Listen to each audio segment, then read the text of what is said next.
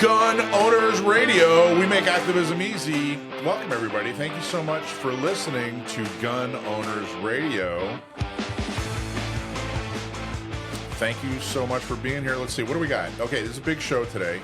We have another jam-packed episode. We have a candidate for the assembly up in San Bernardino. His name's Charles Hughes.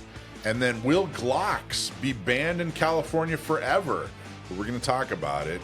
And should doctors be issuing protective orders against gun owners? We're going to talk about that and a whole lot more coming up. Have you heard? Gun Owners Radio has a new studio here at Discount Gun Mart. It's time for you to come and check out DGM in San Diego on Moreno Boulevard, as well as in Santee by Gillespie Field. Guns, ammo, range time, and training, we have it all. Look up discountgunmart.com for more info. Don't forget to go to our website, gunownersradio.com. Subscribe to our YouTube channel, follow and like us on Facebook and Instagram, sign up for our emails, and tell your friends. gunownersradio.com. Don't keep us a secret. There you go. Now it is time for our Gun Truth of the Week. Gun Truth of the Week. Okay, our Gun Truth of the Week this week. In the San Francisco Examiner in 1994, the San Francisco Examiner is, of course, San Francisco's newspaper, Dr. Arthur Kellerman, who was a prolific opponent of defensive gun ownership, was quoted as saying, quote, "If you've got to resist, your chances of being hurt are less the more lethal your weapon. If that were my wife, would I want her to have a .38 Special in her hand? Yeah," end quote. What we've said before is, no matter what the statistics they are that they distort and use, no matter what messaging they try to use, what people understand in this subject is if you're in trouble, if you're being threatened, if your life is in danger, all that political rhetoric gets cut right through. All the BS goes out the window, and they know that a firearm is the most effective self-defense tool of all time. So that is your gun truth of the week. Timpani. Okay, so by the way, so that was a quote by a guy named Dr. Arthur Kellerman. Have you guys heard of Dr. Arthur Kellerman? I had not, but I just looked him up, and at the time of that quote, he was 40 years old. He's 40 years old. He was. Yeah, and he is, I looked him up too. I hadn't heard of him either, but I got to tell you, he's somebody that Second Amendment folks should know about because he doesn't agree with you at all. Kellerman published several high-profile studies on the topic of gun-related injuries. In 1986, he co-authored a study published in the New England Journal of Medicine, finding that for every self-defense homicide via firearm, there were 43 suicides, criminal homicides, or accidental gunshot deaths. Now, this part's really interesting. He co-authored additional studies published by the New England Journal of Medicine, identifying firearms ownership as a risk factor for both homicide and suicide in the home. Gary Kleck. Now, Gary Kleck is someone that we have heard of. He's a criminologist out of Florida State, and he's done a ton of research. And he's very neutral. He just kind of throws it right down the center of the plate. Gary Kleck, in a paper, argued that most of the homicides in the 1993 study were not committed with the same gun kept in the household that the decedent lived in. That's a pretty interesting point. Again, Gary Kleck isn't arguing that guns are good or bad. What he's arguing is that Dr. Kellerman used statistics to try to fool you, and the way that the way in which he used statistics is dishonest. It's wrong. Kellerman responded that the mechanism behind the observed effect needed not result from the same gun kept in the household, but by the decedents having used these guns in failed self-defense. Total bogus. Totally BS. This is clearly somebody, he's a physician, he's a medical doctor, and they learn how to research, and he used his ability to research to accentuate his political beliefs is really what happened, because what he was saying is completely and totally misleading. And then he doubled down on it and said, I don't care, was basically his response. Like, hey, look, it doesn't have to matter. It doesn't have to be connected. I'm just going to say it. So that's who Kellerman is. Yeah, I think it's really interesting that it's saying the firearm ownership itself is the risk factor. It's like, but we just found out that the ownership didn't matter. Right. The ownership had nothing to do with it. These people were using other people's guns in these homicides. Very funny. Yeah, it is.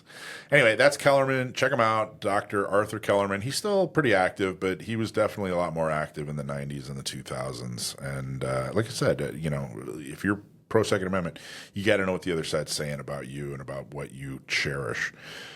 Okay, Q&As. Time for Q&As. You have Q's. I have A's. First off, so we talked about magazines last week, which is great news. As far as the ability to continue to possess normal capacity magazines that hold more than 10 rounds.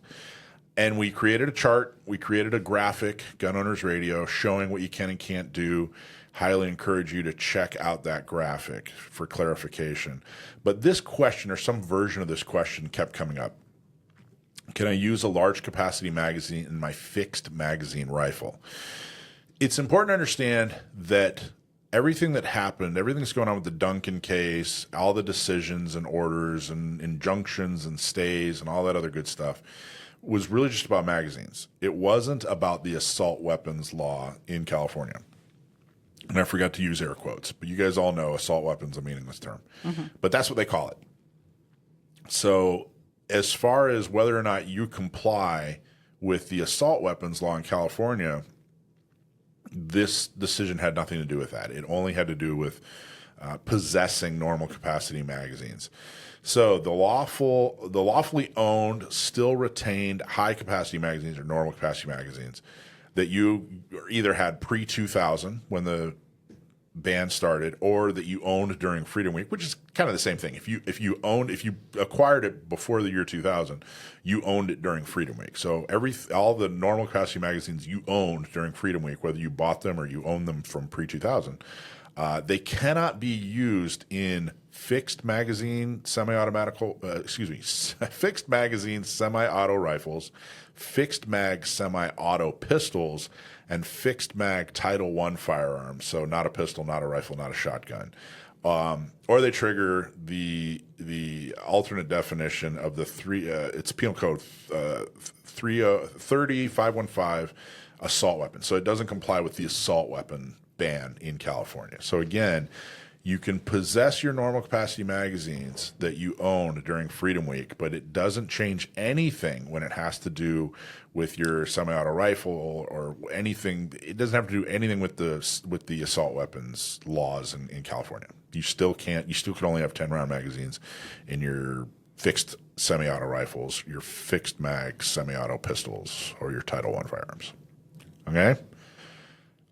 Next is, this came up a lot. And honestly, I didn't have a good answer for this, but I got a really good answer from Bill Weiss. A lot of you probably know Bill.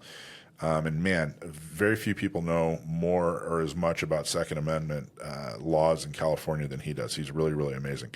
So thank you, Bill. Can I take my mags out of state and then bring them back? Well, importation or purchase of additional high-capacity magazines is prohibited and probably commonly known to quite a few as re-importation, where you take your Duncan legal high-capacity magazines outside of California and then you try to bring them back. It's actually now prohibited. Re-importation was killed with Prop 63 years ago. It passed, became active. The Duncan injunction, plus the April 2019 holdings, etc., it didn't address this, just the mere possession, so it is still an active hot button. So what Prop 63 says is that you can't do re-importation of magazines, meaning you take your magazines that hold more than 10 rounds out of the state and then you bring them back into California. Prop 63 very clearly made that illegal. So thank you, Bill, for pointing that out and spelling that out. But that came up a whole lot. And then this one was a really interesting question. How can they say magazines are accessories when California guns have magazine indicators as a requirement? This is a required part of the firearm for them to have magazine indicators. So then how can a magazine be considered an accessory? Does that make sense? Pretty much that was the question, right, guys? Yeah. Yep. So it's kind of interesting. the majority decision against Duncan was written by Judge Susan Graber. She wrote the majority decision. The majority argued that the Second Amendment protects the right to keep and bear arms, quote unquote. So they're you can already see they're about to split some hairs here and shovel some BS on you. A term historically understood to refer to weapons themselves, not their accessories or accoutrements. At the time of the founding, the term arms was distinct from accoutrements, which included items like magazines that enhance the firearm's function but are not essential to its operation. The opinion noted that, quote, the founders protected the right to keep and bear arms, not the right to keep and bear arms and accoutrements. So, and then another quote from the decision is, large capacity magazines are optional accessories to firearms, and firearms operate as intended without a large capacity magazine. Okay, so that's right from the decision. I don't agree with it. It's total BS. None of us agree with it. We realize, she's, tap dancing and trying to, fit a square peg into a round hole. But essentially what she's saying is, as long as they don't ban magazines that hold one round, everything above one round is an option. It's an accessory. So a one-round magazine can't be banned, because if you don't have a one-round magazine, then you can't operate the firearm. But if it's 2, 3, 10, 15, 20, 50 rounds, basically if it's anything over that one round that actually makes the firearm function, then it becomes an accessory. That's how they split this hair. It just seems so, because if we're talking about magazines, we're talking about magazines. Yeah. Why I don't if we're talking about the concept of a magazine. Yep. Capacity, in my opinion, it is just my opinion, should not play a role in that definition. A magazine is imperative to the function. The magazine disconnect that California requires means magazine is now required. Why is capacity playing a role in that? You're completely right. In fact, I would say that, let's take a Glock 19, for example, just because they're extremely common. Mm-hmm. A Glock 19 is designed to function with a 15-round magazine. Correct. That's the design and function of the firearm. I completely agree with you. But this is the needle they threaded in order to infringe on your Second Amendment rights. Remember, this is California. This is the same state that said, hey, you have to have a microstamp in your gun. And all the manufacturers said, okay, where do we get a microstamp? And they said, well, you have to invent it. I mean, they're not reasonable. They're not logical. They're not on our side. I just want to know if Judge Graber is going to have her security guards also using 10-round magazines. My guess is no. My guess is they will still have standard capacity magazines. My guess is no as well. And I got to tell you, some people are a little more equal than others, right? Apparently. So she's a lot more equal than we are. The other thing is as a judge, I'm guessing she's not going to see people in front of her who are severely hurt by this. She's an appellate court judge in the Ninth Circuit. She's not going to see the people that they drag in front of a court and turn into a felon and ruin their life and ruin their family and ruin their community over something that's completely and totally normal throughout the rest of most of the rest of the country anyway. She's not going to see that as a judge. So it doesn't matter to her. She doesn't care. I know that you can't say, oh, I just didn't know. But there are so many gun owners in California who today legally own standard capacity magazines and who are not going to be informed about this law change. There will be people that this impacts that actually, truthfully, honestly did not know the law had changed. And that's sad. It is. And I've seen gun laws like magazine laws. I've seen gun laws like this, the California's assault weapon ban. I've seen them used against people that people in positions of authority just don't like. They don't like their opinions, so they use these laws against them. So even though they're doing something, like I said, is completely normal throughout the industry, throughout most of the country, they're used punitively or, what I think they started calling that a couple years ago, they're starting to call it lawfare. Yes. Which is being, we're going to continue to show you real stories where this is happening. So, all right. So those are your Q&As. Let's do our legal update. All right. This segment is our legal and legislative segment where we tell you what you need to know from the courts and from the legislators. Remember, we are not lawyers and nothing that we say is to be taken as legal advice. Our sponsor, John Dillon, is a lawyer. who has been helping people fight GVROs. Those are gun violence restraining orders and more. If you know somebody that's had their self-defense rights taken away without due process, give John a call. His website is dylanlawgp.com, and his phone number is 760-642-7150. Okay, after the court ruled in your favor, is Sacramento hoping to find new ways to put you in jail? Well, the Nguyen versus Bonta case is an FPC case that SDCGO is a proud plaintiff and is a constitutional challenge to California's ban on purchasing more than one handgun or semi-automatic centerfire rifle in a 30-day period. The great news is a judge ruled in our favor, and your ability to purchase guns is no longer infringed upon. The bad news is, well, they just introduced AB 1078. AB 1078 is very interesting and is actually directly the result of the Nguyen versus Bonta case. Nguyen versus Bonta case is extremely interesting. Michelle Nguyen is someone here in San Diego, and she didn't like the fact that her Second Amendment rights were limited, so she is the named plaintiff when it comes to getting rid of the limitation on purchasing handguns or limiting it to one for every 30 days. So FPC, awesome job, filed a lawsuit. Michelle's a plaintiff. San Diego County gun owners and their members are a plaintiff.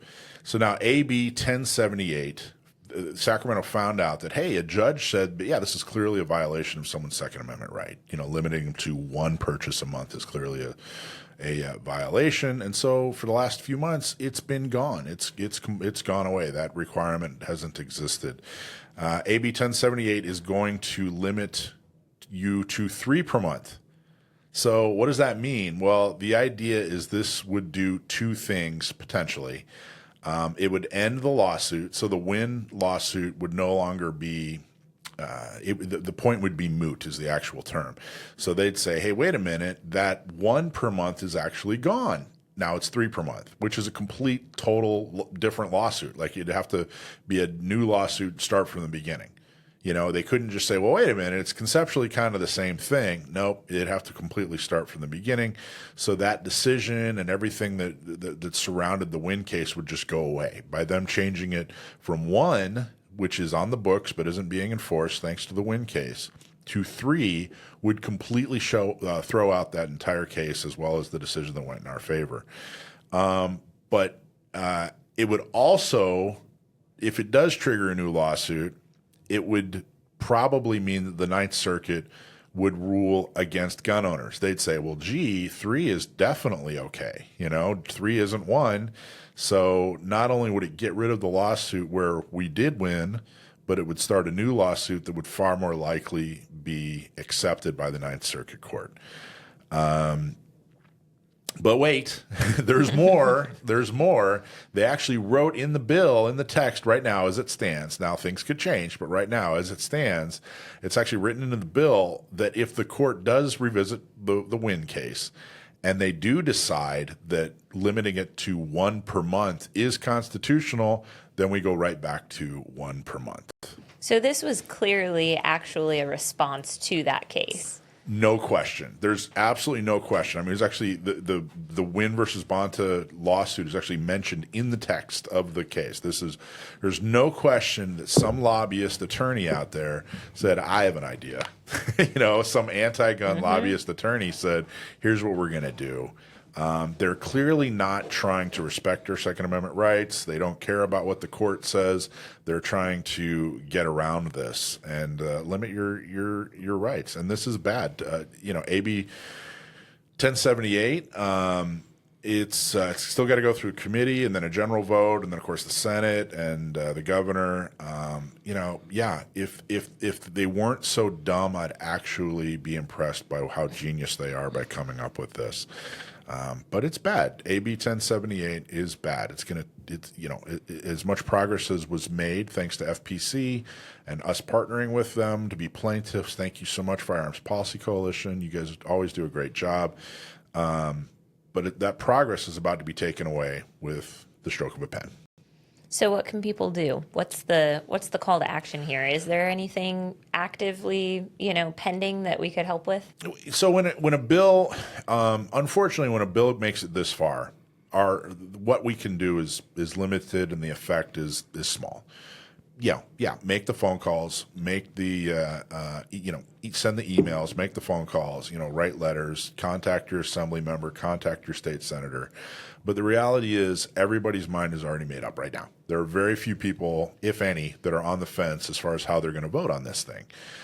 So the call to action is always get involved with the organizations. Get involved with local organizations like San Diego County Gun Owners, Inland Empire Gun Owners, and Orange County Gun Owners, or get involved in statewide like CRPA, Gun Owners California. Get involved with national like Firearms Policy Coalition or NRA or Gun Owners of America, whatever. Whoever floats your boat, get involved. And what I mean by getting involved is your time and your money. Become a volunteer and become a donor. So that's AB 1078. All right. That's our legal. Nope, not yet. One more. Got one more. I got excited. Yeah. This one is something to get excited about, but not in a good way. You're not going to like this at all. So the most common pistol in the world could be banned by California. But remember, they keep telling us, they're not coming after your gun. You're just a bunch of extremist Second Amendment people. But in this way, they are absolutely coming after our guns. AB 1127. AB 1127 was actually introduced by Jesse Gabriel. Jesse Gabriel is an attorney, and he's now an assembly member. He actually worked for a Democrat governor back east. He's one of the few exceptions. Most of these bills are introduced by assembly members or state senators that started out on a city council somewhere. But Jesse's first day in office was actually for the California Assembly. He was working in politics in the swamp, and now he is his own swamp creature. So what happened? So what they're looking to do is they want to prohibit the sale of firearms that can be easily converted into automatic weapons through devices like the Glock switches. Now I got to tell you, I'm not real familiar with what the Glock switches are. I kind of understand, but they're not legal, is one important thing to point out. So any semi-auto under AB 1127 that can be easily converted would be banned. I mean, this is directly targeted at the most common firearms out there, which of course are Glocks. The legislation targets the spread of illegal do-it-yourself machine guns, addressing concerns about their increasing use in crimes. It exempts law enforcement and military sales, of course, and does not require current owners to relinquish their firearms.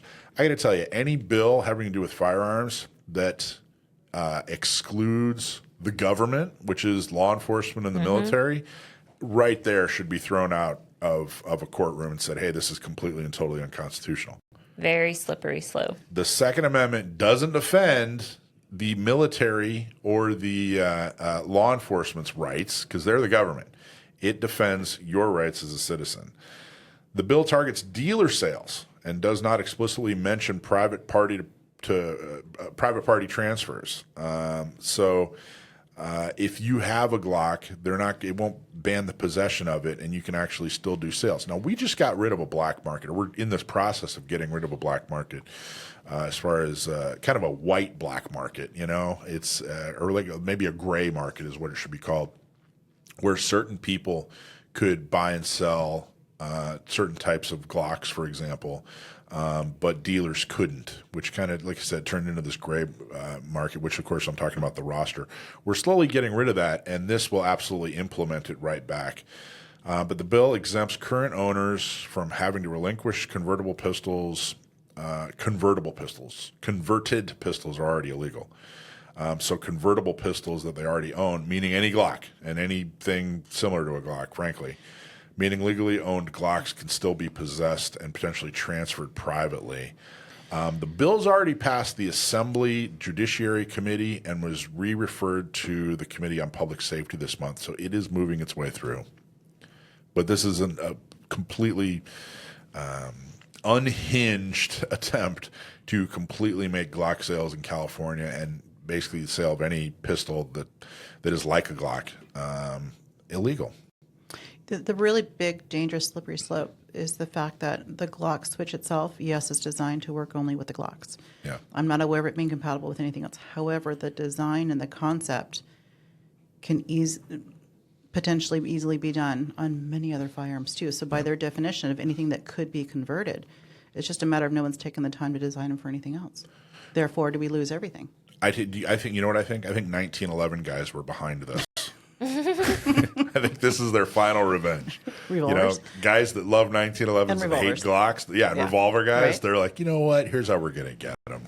The thing that pains me about legislation like this is that there are already laws on the books that are not being enforced about this type of thing. This law is not saying, if you're caught with the regular Glock and the Glock switch in your possession, because we know that you were probably going to try to put them together, we're going to charge you with this. It's not saying that at all. It's saying even if you don't have any modifications made to your Glock, even if you don't have any illegal parts with you or in your possession, we're going to say just because you have the Glock, we're now putting the intent on you. The intent just by owning this legal, normal, semi-automatic handgun is that you could potentially intend to do this illegal thing with it. So we're going to punish the intent of a thing you haven't even done, and we can't read your mind, so we don't even know that you were planning on doing that.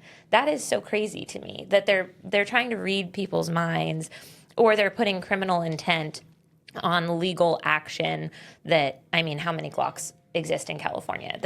That probably, I don't know, I'm going to make up a number. Hundreds of thousands of Glocks are in least. Right? Would Yeah. you say hundreds of thousands of Glocks probably exist in probably California? millions. Maybe millions, right? So you're going to make this item illegal, and it doesn't really, the bill doesn't get into what this would mean, like would we have to turn them in, or it doesn't really specify that because it's talking about dealer sales, but potentially limiting one of the most popular handguns in the state, all because there's a possibility that you may have the intent to do something illegal in the future that you haven't done yet.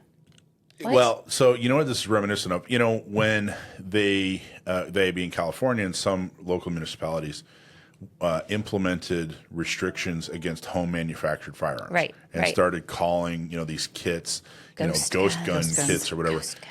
And there was pushback. Again, FPC said, "Hey, we're going to stand up for this," and we've been a plaintiff on some of those lawsuits, which is the right thing to do.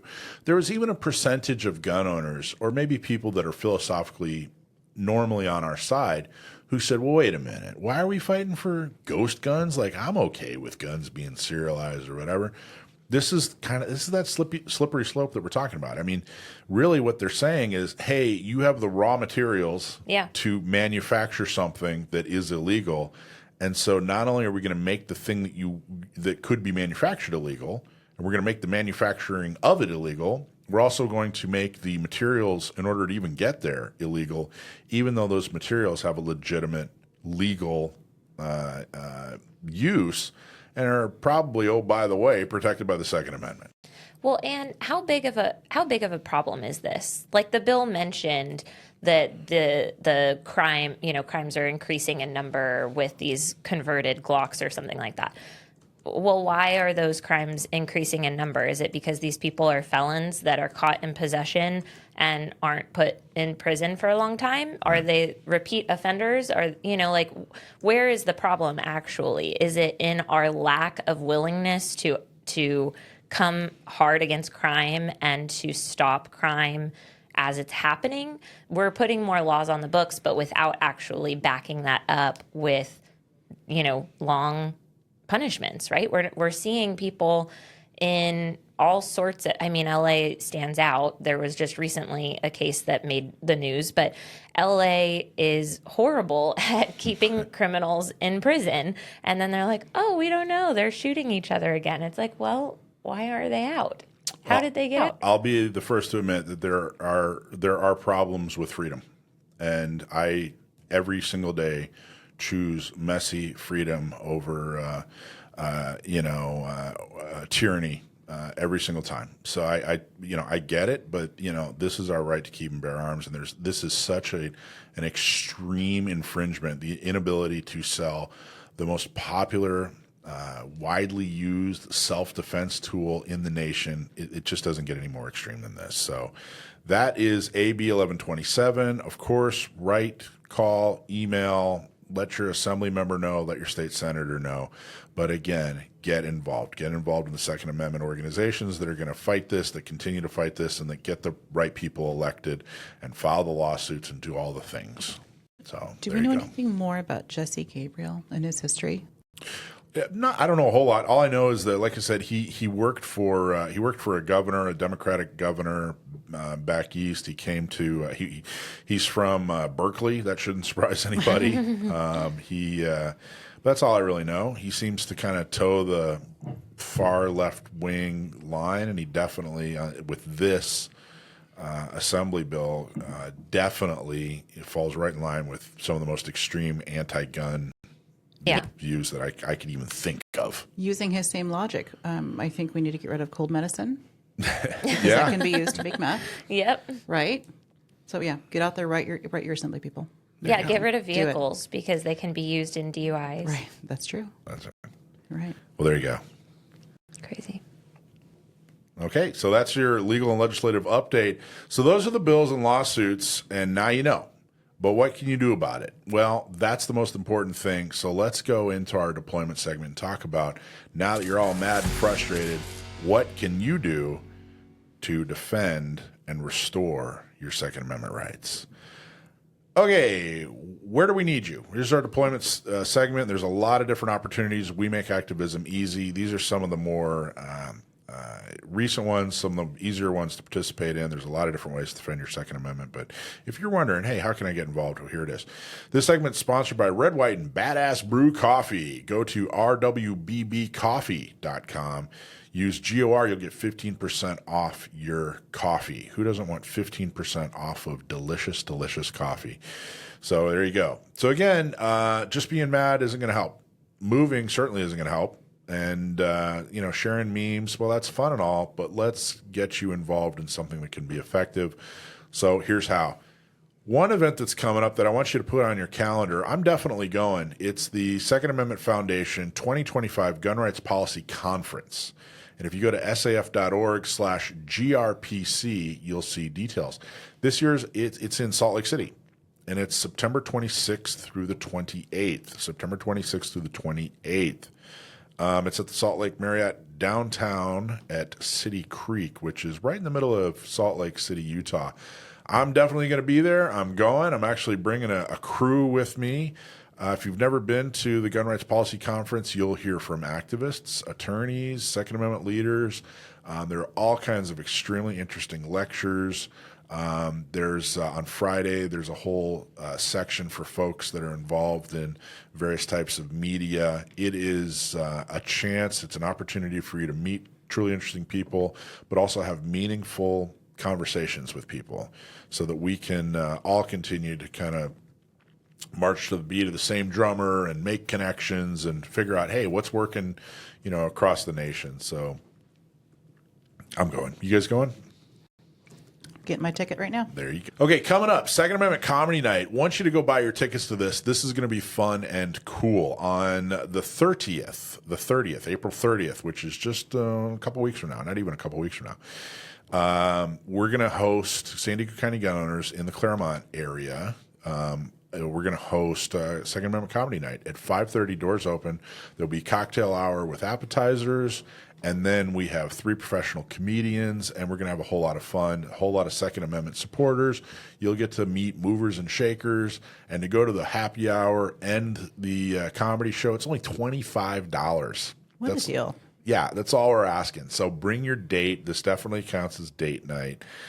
Comedy show starts at 7. Happy hour starts at 5:30. Only $25 for both. Or if you just want to go to the comedy show, $20. Either go to gunownersradio.com, or go to sdcgo.org to purchase tickets. You guys going to that? Yeah. Good. It'll be a good time. Okay, tabletops and shooting socials. If you go to, if you're in San Diego and you go to their event, or rather their volunteer page, you're going to see ongoing opportunities to be involved, get involved.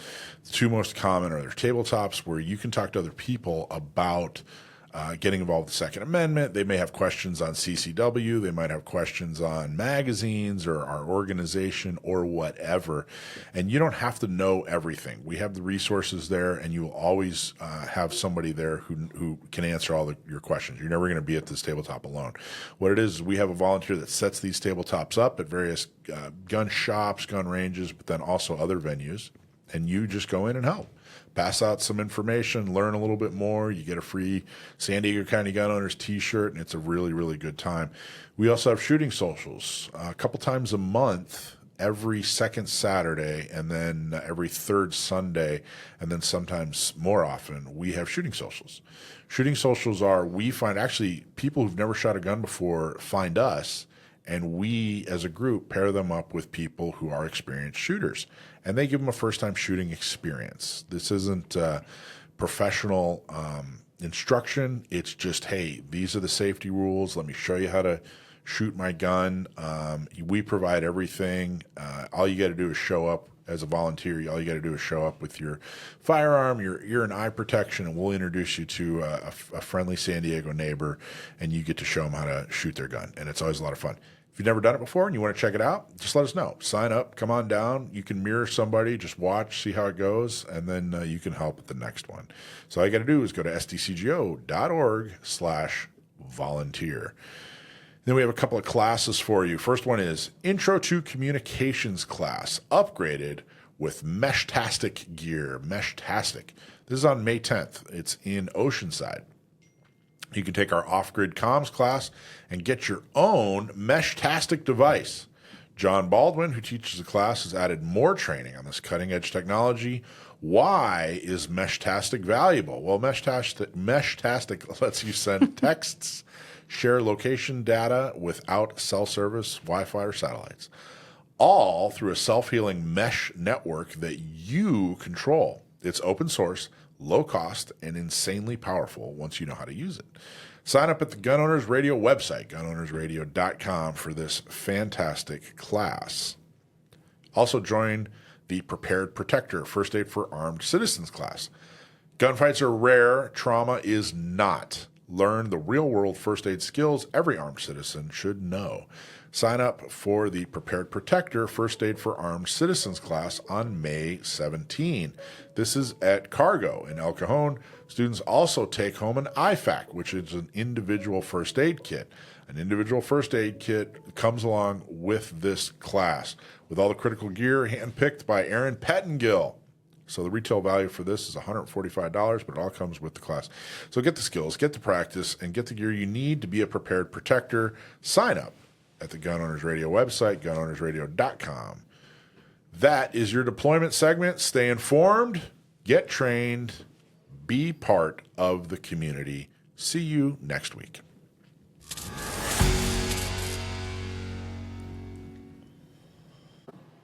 Okay, our guest is Charles Hughes. He's a candidate for the Assembly in Riverside. We're going to talk to him about his campaign. And this segment is brought to you by Cargo, cases and rugged gear outfitters in El Cajon. Go to cargostores.com. Check out everything they have to offer. Or go to 423 Broadway in El Cajon. They have a fantastic store. If you need to protect your gear while you're on the go, look no further. Cargo has the perfect case for you. So if you need it protected and you want it customized, Cargo's the place to go. And if you use code GOR, you'll get 10% off on the website. Or if you mention Gun Owners Radio when you go into the store, you'll get 10% off as well. If you're a gun shop, they also do customized branded cases for your businesses too. So if you want to start selling cases with your logo on it, they're your store. Cargo's the best. Great products, great prices, and uncommonly good service. Check out Cases and Rugged Gear Outfitters. Okay, our guest, Charles Hughes, he's actually a Navy veteran. He's retired law enforcement. He's a small business owner, and he's a dedicated community leader. He's a very proud husband and father of 5 and the grandfather of 6.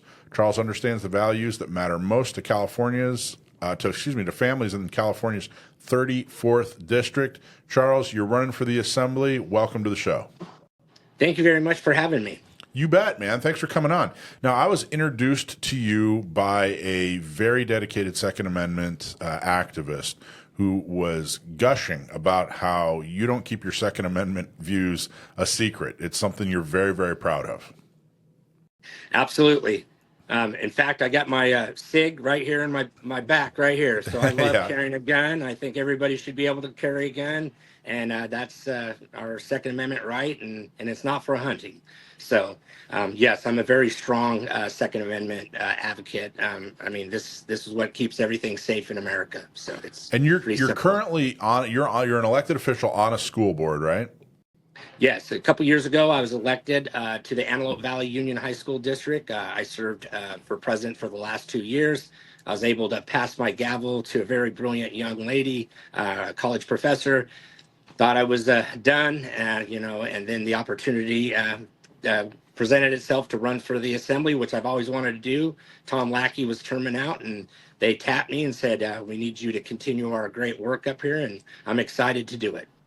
And with your work history, with your resume of being a veteran, and then you were law enforcement, you run a small business, with being an elected official on a school board, why are you passionate about the Second Amendment? Why does it matter? Well, first and foremost, crime is out of control. The citizens of California, they're at risk. And one of the things that we always talk about, you want to stop a bad guy with a gun, you have to find a good guy with a gun. And unfortunately, in California, they want to restrict the good people from having guns, and it's absolutely crazy. I'm very fortunate because I'm a retired law enforcement officer. I'm able to carry and protect my family. But every citizen of California should have that same right. Just because I was a law enforcement officer, I get that right. But we should extend that to all citizens. And what California is doing with the gun laws is absolutely insane, and it's a violation of our constitutional rights under the Second Amendment. Do you think, like you talk about crime spiking, do you think is this a California specific problem? Like, what's causing it? What's happening in the last 5 years, 10 years, whatever? Why is crime increasing? Why do we live in a more dangerous environment than we did 20, 30, 40 years ago? Well, I think the releasing of prisoners out of the prison system in California, and I'm all for rehabilitation. I'm for people getting a second chance. I'm really good with that, but they have to earn it. But the way California has been making these laws and just letting people out, is absolutely insane, and that's increased the risk to our citizens. I mean, you have to have common sense reform in the prison system, and I'm okay with that. But what we're doing is not common sense at all. When you were law enforcement, what did you see as far as people? Actually, two questions. What did you see as far as law-abiding people and gun ownership? And the second question is, what types of crimes, are starting to be more and more common, I guess, are the two questions. So let's start with civilians. When you're as law enforcement, you saw civilians as far as gun ownership. What are your impressions? Well, if you own a gun, if you have the ability to carry a gun, in which we're lacking in California, especially in the Los Angeles County area, it's really hard to protect yourself when you're being carjacked or the home invasions or, just being robbed on the streets. I mean, since, fortunately we got rid of Gascon, but that was an absolute failure of a district attorney, which wouldn't prosecute anything. It just emboldened the criminals to be more bold. Gascon being the district attorney for LA County, and he was extremely lenient on crime, and that he was finally voted out of office. Which, by the way, LA County, it's such a big county. If you're lenient on crime there, it affects everywhere around you. It doesn't just affect LA County. Would you agree? I absolutely agree with that. It's absolutely true what you just stated. Okay, so all right, so a person's ability to carry, extremely important as a civilian, as a law enforcement officer. You saw that during your career. What types of crimes? What's getting more and more prevalent? What types of crimes are complicating our communities and our neighborhoods? Well, I just think that homelessness is really driving a lot of the crime too. That we're not addressing that adequately. I mean, we're throwing a lot of money at it, but that money's just going to places that's probably we need to look at. But it's just the releasing guys that should be in prison that haven't. We call it marinating. One of the greatest things that I was able to do. I ran a maximum security yard, and we called it the honor program. And the honor program was basically 1,000 men that pretty much were all lifers, and they were able to earn their way kind of to pardon or to commutations and stuff like that. But the recidivism rate of that yard is almost zero. It's absolutely incredible how those are the type of inmates that we let out that aren't committing any more crime. However, when you let inmates out that haven't learned their lesson or been rehabilitated, they get back out and they just create more crimes. And then you couple that with a district attorney like Gascon, they're just going to continue to prey on our citizens, and it's absolutely appalling. So the type of crimes are the robberies and the smash and grabs and the stuff that we've seen on TV, where they just go in and just rob stores and break glass, take anything they want. They go into shopping centers and fill up their basket and just leave with no consequences. So, it's just that's where we actually need the Second Amendment for all citizens. And I think, elected officials that are willing to stand up against it too, right? So we don't have to have somebody, you know what I mean? So I don't want to, look, I have a carry permit. I carry, I'm obviously a big believer in the Second Amendment. I never want to use it. You know what I mean? Absolutely. I especially don't want to use it because of some weird, political philosophy that's making my community more dangerous. So I totally agree. Okay, so California's 34th district. That's what you're running for, right? Yes, sir. Okay, so tell us about that district. What's going on in that district? Why are you running? Is a person getting termed out? What's the makeup of the district? Give us a little lowdown on the district. Well, it's an outstanding district. I've lived here for many, many years. I've served in this district. Tom Lackey's been our assemblyman for a long time. Tom Lackey is a sergeant. He was a sergeant in the California Highway Patrol. I call him in the Eagle Scout one of the best, cleanest politicians I've ever met in my life. That he's just has such high integrity, high moral, and people love him. I was honored by him saying that he'd want me to fill his shoes, and they're big shoes to fill. And I got to tell you, he's just an amazing guy. And I was honored. So it's going to be a tough fight. I think the district is part LA County, San Bernardino County. And the makeup is, luckily, it's a safe Republican seat, so we'll get good representation here from the Republicans.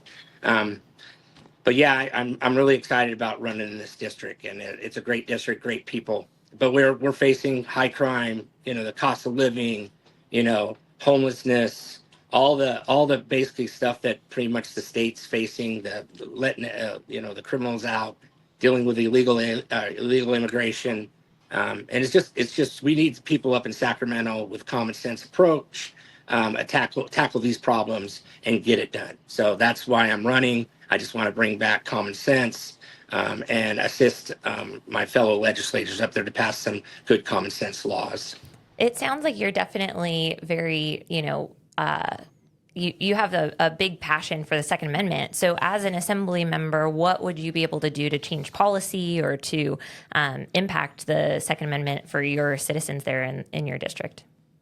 First and foremost, we got to get Republicans not fighting Republicans that believe in Second Amendment. What we need to do is to find the Democratic seats where they're not really pro Second Amendment, and we've seen a lot of those. And we have to elect Republicans into those seats. I think that's what we need to do. But the thing is I think California is coming around. I mean, we're in the super minority. We need to change that.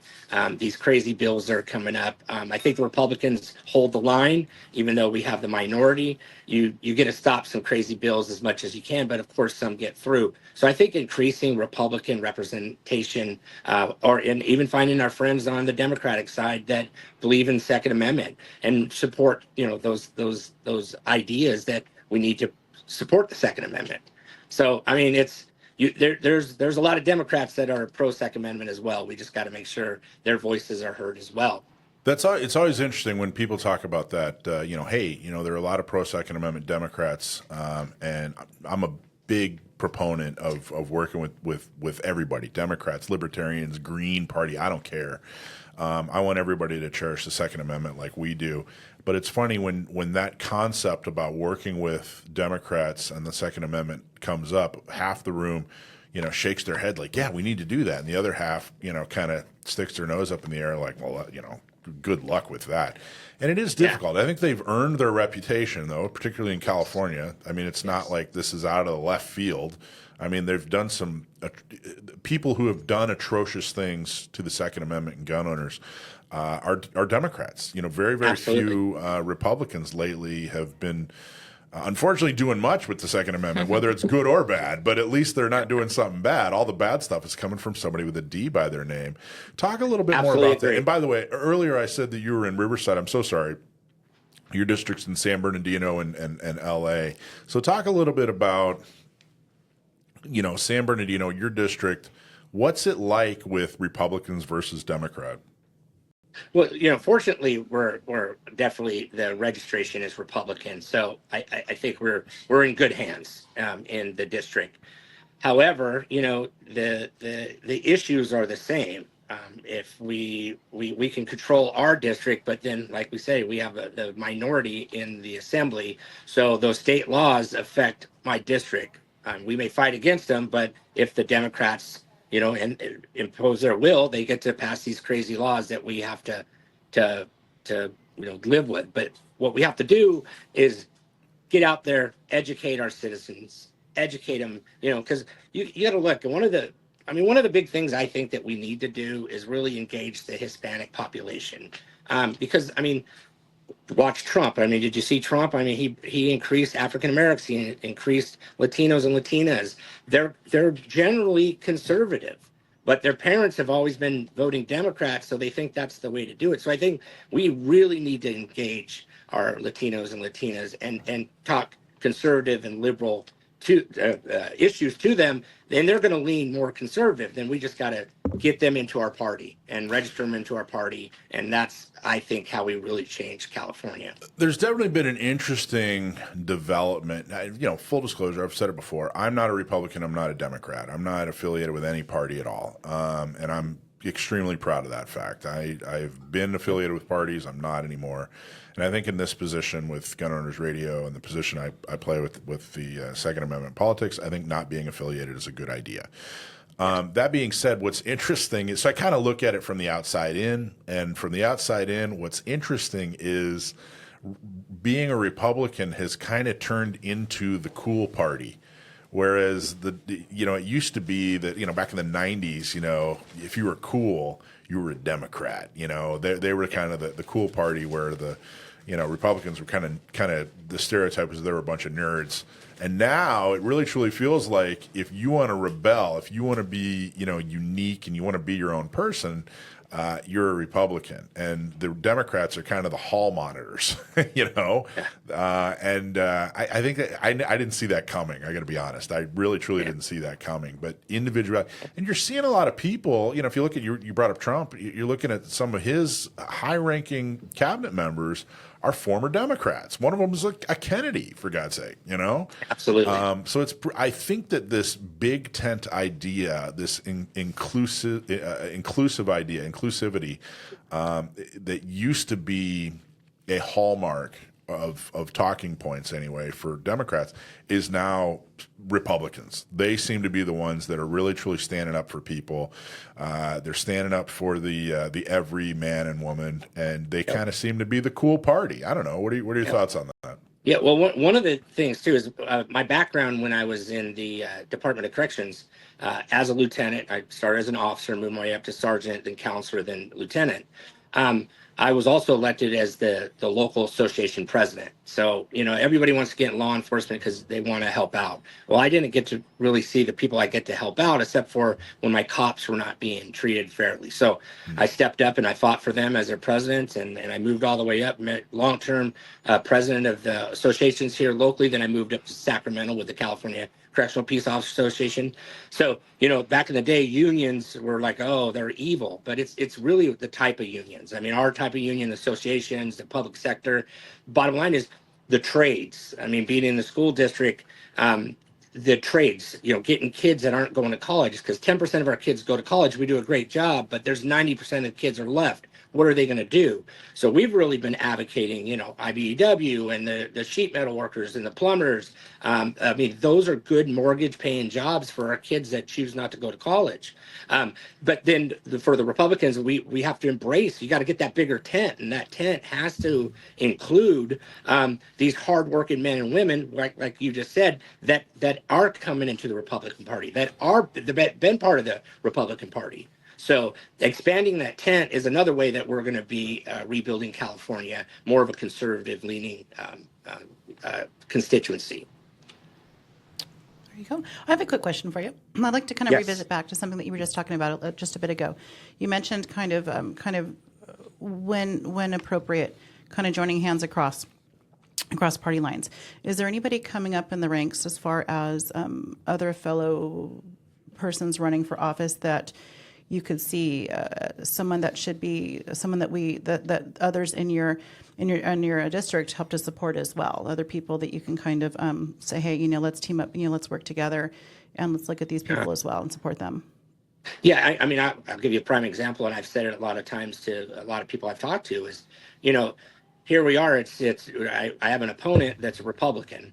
I mean, we're going to raise a bunch of money, and I am raising a bunch of money. Unfortunately, that's the bad part of politics. It's a lot of money, but I look at it when I'm running against another Republican, I'm wasting that money. I should be going over to 80-40 and assisting my counterpart over there, trying to get elected and change a seat from a D to an R and increase the numbers of Republicans so we can fight even harder on like a Second Amendment bill that they want to restrict our rights to do whatever. It seems like every session they're trying to reduce the Second Amendment rights we have.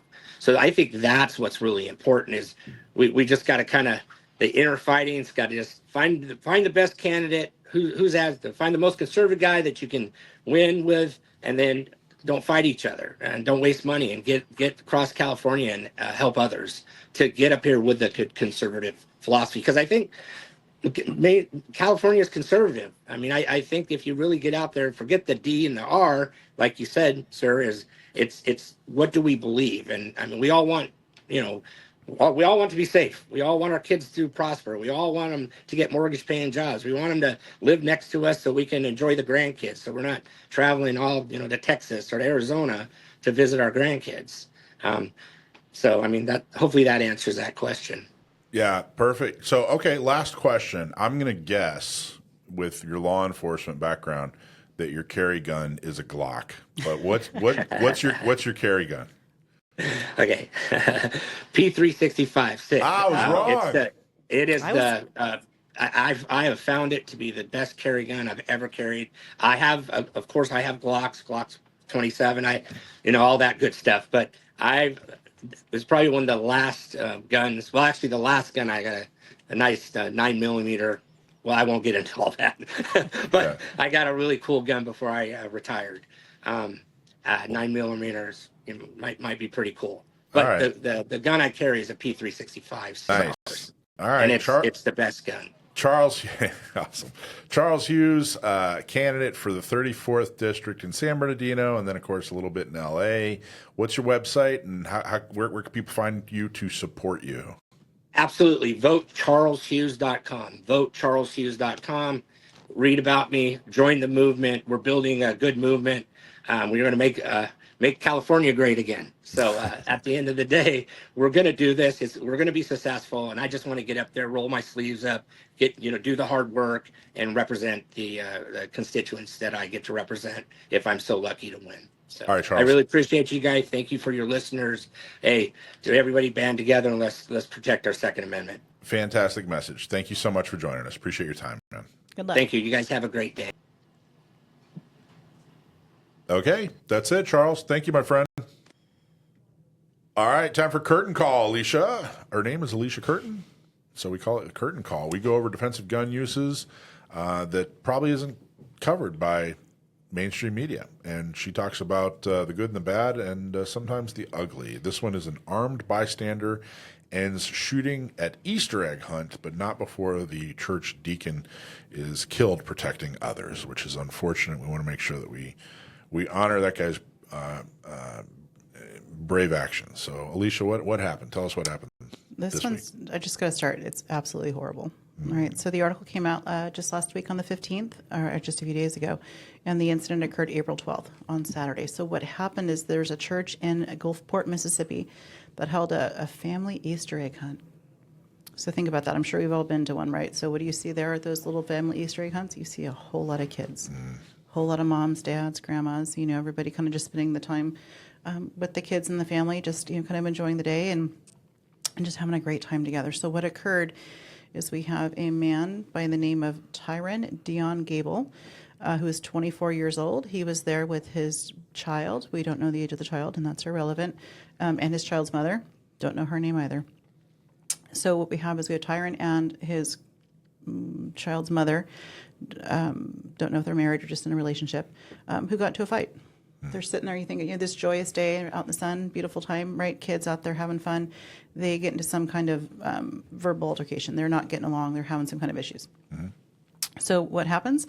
The community that's there, other families, other people kind of hear a little bit of what's going on. So that tells you how it likely was not discreet and quiet. So they're, having some kind of issue. Other people step in to try to help to de-escalate, to kind of calm the circumstance, the situation.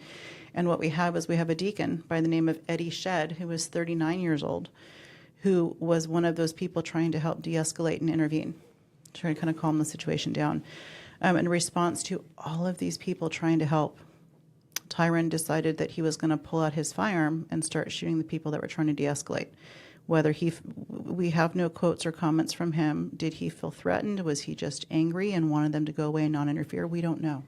We don't know it. There's no information given on that. But he opened fire on those who were attempting to de-escalate. Jeez. Horrible. So the deacon was shot, and he was killed. He was hit several times.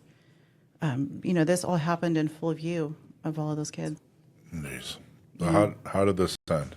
So this ended with a good Samaritan, someone else that's there. We have zero information. The one thing that we do know is that law enforcement stated that no law enforcement persons had fired. So that implies this was just a citizen who was there with the firearm. And what that person did is he did what we all hope we would never have to do. He pulled his firearm out and he stopped the problem. He stopped the shooting to stop innocent people from being hit. That is And he took that horrible shot. and It's tragic horrible. and sad. And I don't know what law would have prevented that, but I do know that the ability for a civilian to carry and defend him or herself didn't prevent this from happening, but Right. definitely prevented it from Getting worse. getting a whole lot worse. And I think that's one thing that anti-gunners say a lot. It's kind of this trump card they think they have. They throw down like, well, if somebody comes up and shoots you, you're not going to be able to defend yourself or whatever. Okay, you know what? You're right. Bad things, horrible things, evil things happen. But the ability to defend against the person doing those bad and horrible and evil things will prevent it from getting a whole lot worse. Correct. Which is exactly what happened here. And we do have a second person that was also hurt. They were airlifted. So they were injured. It sounds as though they survived. I mean, this incident is still so new. I did try to do a search. I couldn't find any information on the shooter, the Tyron gentleman. I couldn't find any criminal history. I couldn't find anything. No, Mississippi we know is a constitutional carry state. So there was no permit required. So we're assuming at this point that he was likely not prohibited, that we can assume that he probably had a legally acquired and purchased firearm. We Yeah. have no criminal history that I was able to find. But yeah, like you said, this was he was shooting at everybody that was trying to intervene. 2 people were hit. 1 was hit fatally several times. And a good Samaritan that stepped in helped to stop further innocent people from being hurt. Good. All right. Anything else on that? Any other points to make? No? Nope. Okay. Yeah. All right. Well, fortunately, like I said, it wasn't worse thanks to an armed citizen. Actually, I do have one thing I want to add. Sure. The shooter, last name Gable, was taken into custody. He did survive, and he is being charged with 1 degree of first-degree murder as well as aggravated assault. And I mean, I was hoping that they would get him on several, first-degree murder as well as maybe attempted, but they're going with aggravated assault. So he is facing charges. And he Good. did Well, survive. I hope he gets a fantastic lawyer and an extremely fair trial, and then he spends the rest of his life in jail. So, Thinking about it. Yep. All right. With that, why don't we go ahead and talk to Sam? Let's do our Stump My Nephew. All right. Every week we have a question for my nephew Sam. Stump My Nephew. We found out years ago that my nephew Sam is extremely good when it comes to gun trivia. So if you send in a question and we use it, you'll get a hat or a shirt. If you stump my nephew, then you get a very, very, very special prize. But good luck stumping my nephew. He's extremely good at this. Keep in mind, he doesn't get these questions beforehand, and I take great pleasure in watching him squirm. So this is the real deal. So this, by the way, this segment's sponsored by Seal One, seal1.com, website seal1.com.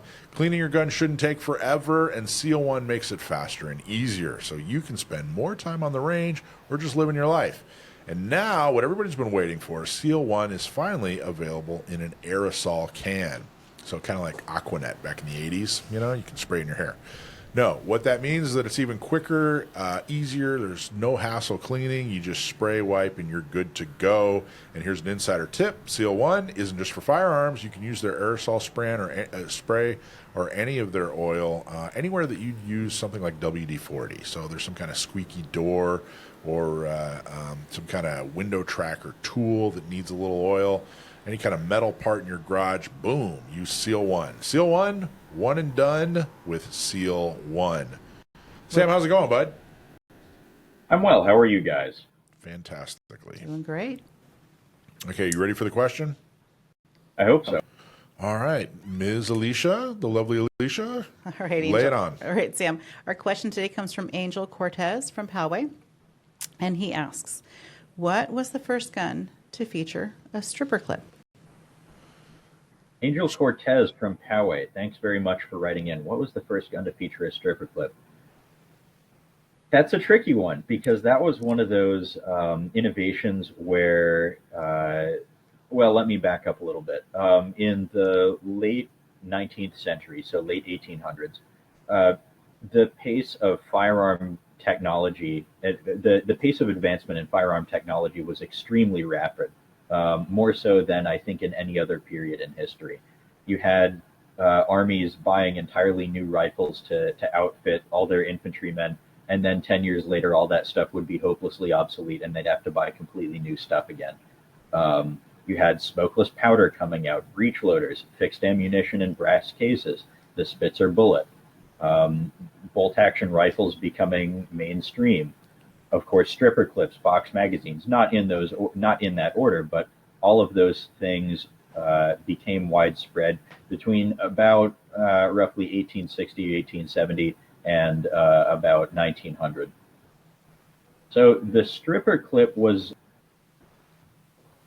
Yeah.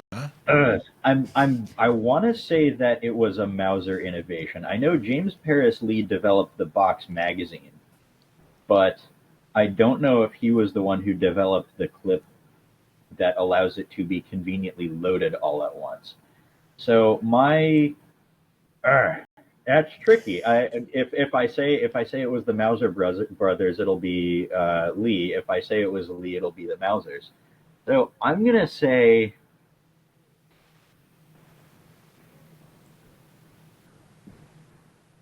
Gosh, this is tough. This is really tough. What about caliber? Yeah, by the way, they want a specific model.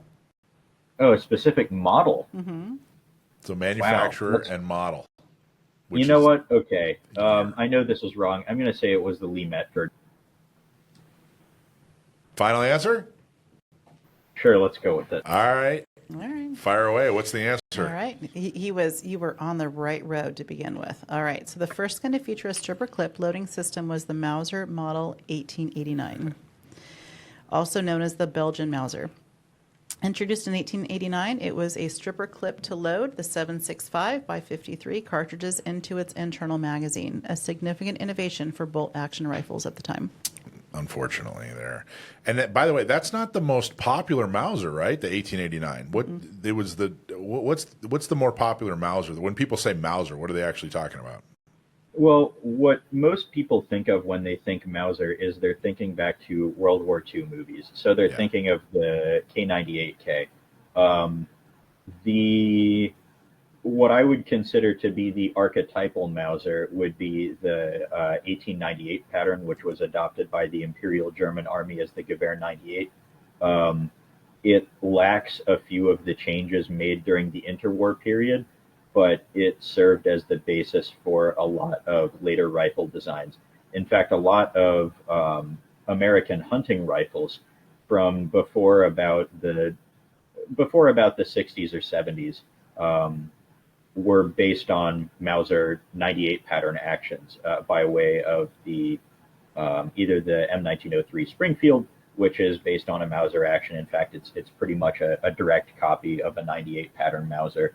The M1917 Enfield, which also served as the basis for like the Remington Model 30 and some others, is similar to a Mauser action, though it uses a cock on close, uses cock on close instead of cock on open, which is more of a British thing.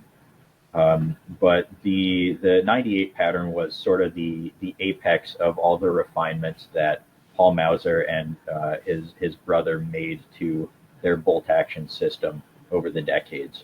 A lot of and the 1889, by the way, was not semi-auto, right? It was bolt action, it was manual. Right. No. Yeah, all of these were bolt action rifles. Which is kind of weird to think about, that you get a stripper clip for a bolt action. But you have the Winchester 30 is a bolt action 30-06 that has a little half moon cut in the action for a stripper clip. It's kind of, I don't know, it's kind of weird to think that you need a stripper clip in a hunting rifle or, a bolt action hunting rifle. But, it was high tech back then.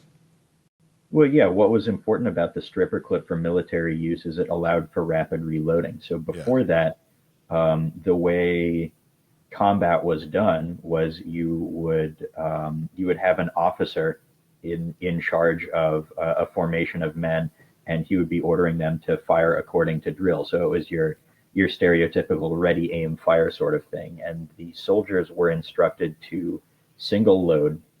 They would load up their magazine before combat, and then when they were fighting, they would single load, just one round fire, cycle the action, load in a new round, and so on and so forth, not even using the magazine. Many bolt action rifles had magazine cutoffs for that specific purpose, including the M1903. And then once things started to heat up and if they were in a defensive position, it was about to be overrun, then they would flip off the magazine cutoff and begin firing, because it took as long to load the rifle as it did to fire it. But with the advent of the stripper clip, you could load more rapidly than you could fire. So that served as a tremendous improvement in individual firepower. And it's a bent piece of sheet metal. It's it's a little strip of sheet metal that long, and it was a huge leap in technology. I remember when I was a kid, I thought it looked like a little piece of like Wrigley's gum. It does, yeah.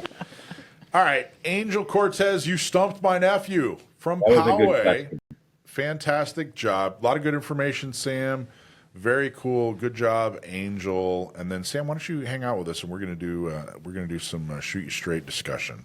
So. Before we move on to Shoot You Straight, are you smart enough to stump Sam? I bet you have a question or two that'll do it. So don't forget to send your questions in. Go to gunownersradio.com, scroll down to the Stump My Nephew section, and submit your stumper. All right, Shoot You Straight. No bull, just straight shooting on today's hottest gun and political topics. It's time for the Straight Shooter segment. First thing we're going to talk about is pretty interesting. There is kind of an interesting dynamic between, I'm going to say, the medical world, the healthcare world, and gun owners. And I think, obviously as Second Amendment activists, we're vehemently opposed to a lot of the restrictions that they're trying to jam down our throat, and we're right.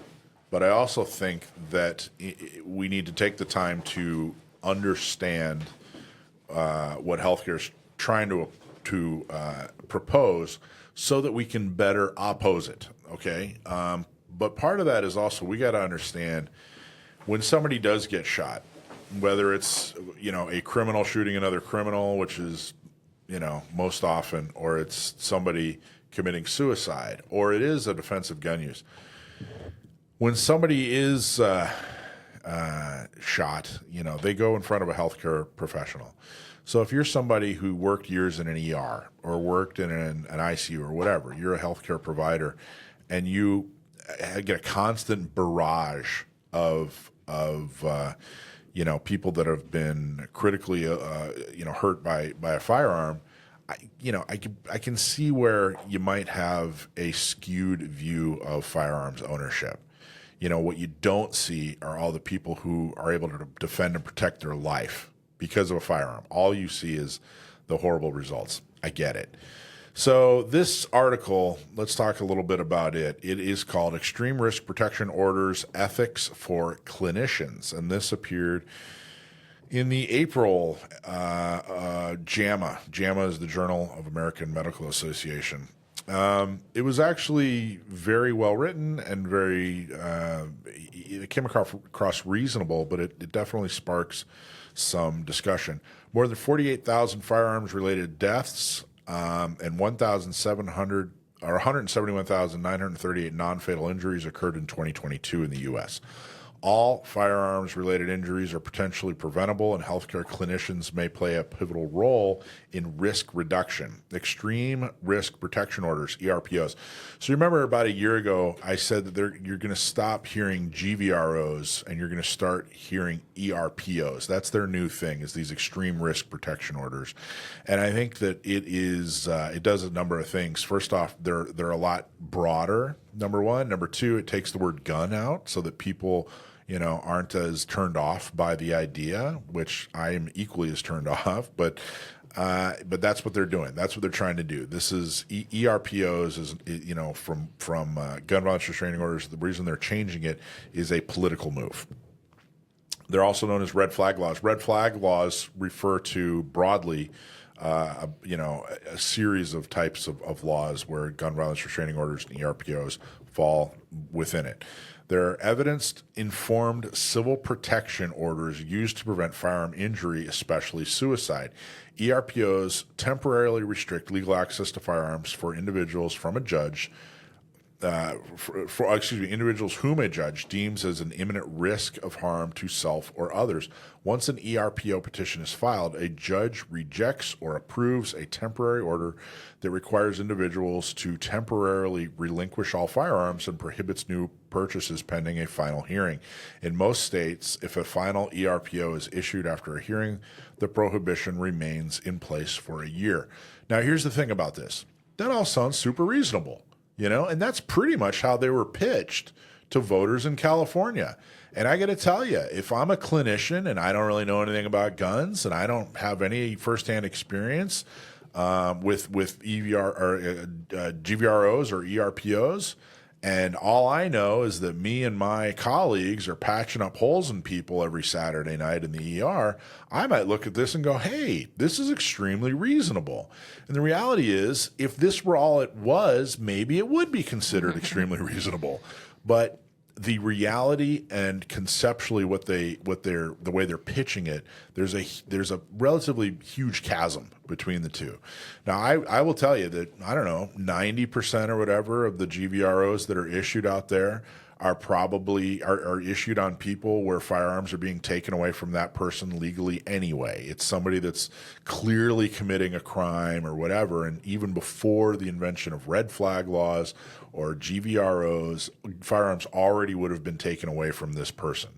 But it's that other 10%, maybe 5%. It's that other small percentage where they're using these as retaliatory. They're using GVROs as standard operating procedure. So no matter what happens, if the person has a gun, then they're getting slapped with a gun violence restraining order.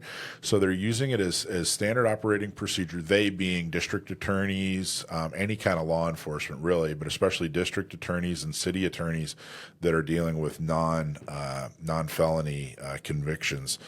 And they're being misused.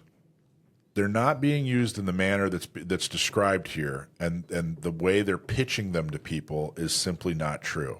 They're, at the very least, no matter how reasoned the explanation is, at the very least, there are nowhere near as many protections for gun owners as there needs to be in these gun violence restraining orders. And this isn't something I'm guessing. This is something I see all the time. And fortunately, we're actually striking back and winning in a lot of cases. But this is the way it is so far. This is the way it is. So, what do you get? Any thoughts so far? As you were speaking, the one thought that I had is I just was thinking back. I have 4 kids. Yep. So I've spent a lot of time in doctors' offices, right? And I was just thinking, slightly, of course, a different circumstance and what this is speaking to, but I just know that all the physicians that I've come across, I have to fill out those little silly questionnaires when I take my kids in for their annual things, and one of those things on there is asking about firearms. And I will tell you, a majority of the doctors I've ever had to interact with, if I was honest in answering that, they want to have a discussion. That tells me a majority of these physicians, especially the ones that are going to be in a problem with this, have no exposure to guns. They don't know. They know what they hear other people talking about, and they hear the rhetoric that they're taught that they should be following. I think one way that maybe we can make an impact is, I'm sure we all know a doctor. Mm-hmm. Invite them to the range. Expose them in a positive way. Because I think they just have this unknown fear, just like so many other people, this unknown fear, and they fall right in line, in step with what they're being told to do. You're exactly right. The article goes on, it was talking about exactly that. It was saying that most ERPOs are issued by law enforcement, but also family members, cohabitants, and clinicians can petition. This is the other thing. Currently, only 7 states and Washington, D.C. recognize. Only? It seems like a lot to me. That's a heck of a lot. So this person is clearly not just stating some facts. They have they have a position that they're trying to push. And those 7 states are, Colorado's one of them for sure. Yeah, and California, and New York, I'm sure. Yeah. So we explore the ethical and legal implications of including clinicians as petitioners and recommended best practices to avoid unintended consequences. Worthy goal, but so far it hasn't happened. When they have that unhealthy fear, they're more likely to take these steps, and they're given the power to do so. And I think that there are a couple of indicators in this article that clearly this guy is in favor of it and is pushing a position. I just don't know. I mean, I really would. I think that there are too many problems with these protective orders, gun violence restraining orders, whatever, to even start a discussion on whether or not they should be expanded. At the very least, we need to talk about and address these problems. But the reality of these protective orders is, if they are committing a crime, then their guns can already be taken. Right. If they are not committing a crime, why are we taking away their right to protection? And I don't think the due process piece of this is lacking extremely. And again, I've seen innocent people, law-abiding people that aren't going to hurt themselves or others. They get caught up in this, and next thing you know, they have tens of thousands of dollars in legal bills. They may have spent a night or two in jail. Now they're in court. Now their reputation is tainted, and they've lost their firearms. And I've given example after example after example of that. I just don't know if I want my physician to have so much power. I don't think that people, is a doctor's office a safe place, or is it not a safe place? Well, I think this is going to have other unintended consequences. Veterans who are struggling with mental health issues are maybe going to lie on intake forms or, not give all of the information about, those questionnaires that are like, how often in the last week have you felt despair or whatever, people are going to be lying on those because of the fear that being honest and potentially getting the help that they need would come at the risk of their firearms being taken from them. So I think this is a bigger problem than just, the civil rights violation. I think this is bringing the government into a, potentially, a doctor-patient relationship, which should be confidential, should be, pretty much outside of the reach of the government, right? But now we're going to be bringing the government in, including the, police. There's a whole section of this article talking about how there's risk of, during the firearm removal, things being escalated and violent encounters occurring. So the recommendation from this journal is to have highly trained police teams for the safe firearm removal. And it's like, okay, well, people are going to be getting shot police officers are going to be losing their lives potentially dealing with these safe removals. And it's like, there is no such thing as a safe firearms removal. If you're coming into somebody's home and taking their guns, there is risk there. Well, somebody who they've deemed as some kind of threat, right? I mean, they're basically saying, hey, this is an extremely dangerous person, so let's go send law enforcement in to take their guns. Not even extremely dangerous. It says if somebody's at risk of committing suicide, that doesn't necessarily make them extremely dangerous. Well, dangerous others. To themselves, not others. To others, right? So now potentially we're getting armed officers in there, potentially with a warrant. I guess that's part of the process, is they get some sort of a warrant for the seizure, but without due process, without any real proof of any actual threat to the public. Yeah, and they said that the precedent, they cite they're called involuntary civil commitments, which basically mean, and they basically say, hey, look, you've given us the authority as clinicians to decide, hey, this person needs to be committed. So why can't we have the authority to decide, hey, this person needs to prove to us that they can handle a self-defense tool? Is kind of their, I think that's the case that they're making. I'm sympathetic to what they're saying. I mean, I'm paraphrasing, but in essence, they're saying, hey, you're asking us to clean up these messes, that horrible, dangerous people cause. Mm-hmm. And so we're asking you, hey, can you help us, give us a little bit more authority to, exert over people. And I kind of get that. And law enforcement does that. I get I don't agree with it, but I get what they're trying to accomplish. Law enforcement does that all the time. Law enforcement is like, hey, we're good people. We don't want to hurt anybody. We're trying to protect people. So just give us a little bit more authority to, not violate their rights, but just kind of look at their personal property a little, take a little bit of their privacy away from them. And I promise you, we're not going to abuse it. And I think that these doctors, I think there's a lot of doctors that are anti-gun, and they use this as they use their position politically. But I think there's, for the most part, physicians, medical, clinicians, medical professionals are sincere, good people. And they're just going, hey, we want to help, and we're good people. We're not going to abuse this, we promise. But if I were to sit down with a room full of physicians, like the president of doctors, I would really try to emphasize that, guys, I understand that you're good people. I understand that you've dedicated your life to helping people.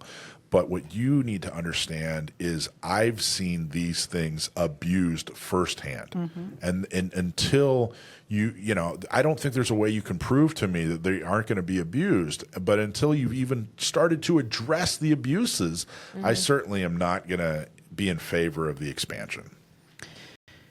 I was interesting when I was able to acquire my first permit back in the back when they were not back in the day, right? I had asked the clerk when I had my interview.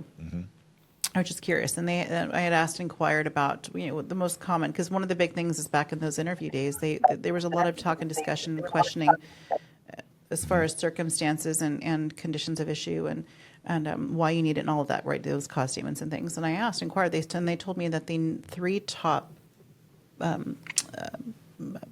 careers that they were issuing permits to without question: lawyers, physicians, realtors. Interesting. Yeah, but I will tell you, of every doctor I've ever had, I have yet to come across one of those not anti-gun ones. They're not anti-gun? Correct. So the physicians you come across with are by and large are anti-gun. Yes. Decidedly anti-gun. Well, I think too, like when you have kids and you're going to a pediatrician's office, they may have, some logical concerns about safe storage and, things that they've heard media, whatever stories about kids finding guns that are loaded. And so they might ask extra questions. They might, try to get some information about how you store your firearms and things like that. And I don't think they know enough to even think about that. Well, they just hear gun and they don't, and I've had issues. Yeah, I have. Interesting. With physicians. Yeah, I've had people. Why are they the experts on this? Right. Well, they're not the experts. Right. I've had physicians ask me questions about storage, and then I have actually taken that opportunity to spend like 10 minutes explaining to them what safe storage actually means and the different options out there. And one physician, she's actually one of my current doctors, and she's a nice lady. She knows I'm a competitive shooter, and she'll ask me questions when I come in. Like now I'm her gun person that she knows. Like pick your brain kind of so like questions. I'll be in there and she'll be like, okay, so what do you think about cable locks? Are those good options? You know, like, so she's like heard that term somewhere. And so I think Alicia's point earlier was invite a doctor to the range. And I If this is going to go you know? down, that may be the Well, power that we have. reality Yeah. is we do give clinicians, we do give healthcare professionals a lot of authority. And, you know, but well, let's take a look at it. Like if they come in and they say, hey, you need to be on a cholesterol pill, then you gain information from them. You know what I mean? Yeah. They don't send a cop to your house if you decide not to take a cholesterol pill. Right. But if you are, you know, mentally insane, you know, then we give them enough authority to say, hey, yeah, let's go through the process of getting this person committed. What they're asking in this situation is we want to move that line. Right. You know, we want to move that line so that we have even more authority, more autonomy, more power. And I am, in general, against moving that Yes. line. So 100%. Because there's already a process. If you've been adjudicated by a court for mental defect, you already lose your guns. There's already a thing in place for that. That's the This process. is making it much more before the line. So this is the conclusion that they write. ERPOs offer a potential intervention for clinicians to promote the safety and well-being of patients and communities. For ERPOs to meet these goals, it is essential to consider their ethical, equitable, and legal implications. By implementing the recommendations outlined in this viewpoint, policymakers can establish a robust framework that advances responsible ERPO implementation, promotes justice, and safeguards civil liberties. Y'all know how much we can trust those policymakers. Yeah, I know. They're really concerned about my civil liberties. At least he is. At least he said that. At least this guy said that. So I got to tell you, I wonder if we could interview. It's actually written by three people, but there was a main author. I wonder if we could get him on the show and talk to him. Yeah. I wonder how many people have sat down and said, hey, man, I get it. You know, read your article, but let me tell you the problems that no one else is talking to you about. You know, I wonder if he'd be open to that. So anyway. Fourth any- Amendment, Fifth Amendment. Fifth Amendment. Yeah. All right. Any other questions, comments, concerns about that, or shall we move on? Just a lighter note. It reminds me of a meme that I've seen that's like a person, a concealed carrier in a doctor's office, and the doctor goes, do you have any guns at home? And the guy goes, Doc, I've got a gun in your office. Yeah. Exactly right. Okay, next, this is very cool. FPC, which is Firearms Policy Coalition, issues a statement on proposed executive actions to protect Second Amendment rights. You know, we've seen a lot of things coming out of the Trump administration. Everybody's wondering, like, well, are they going to do this? Are they going to do that? They've said this.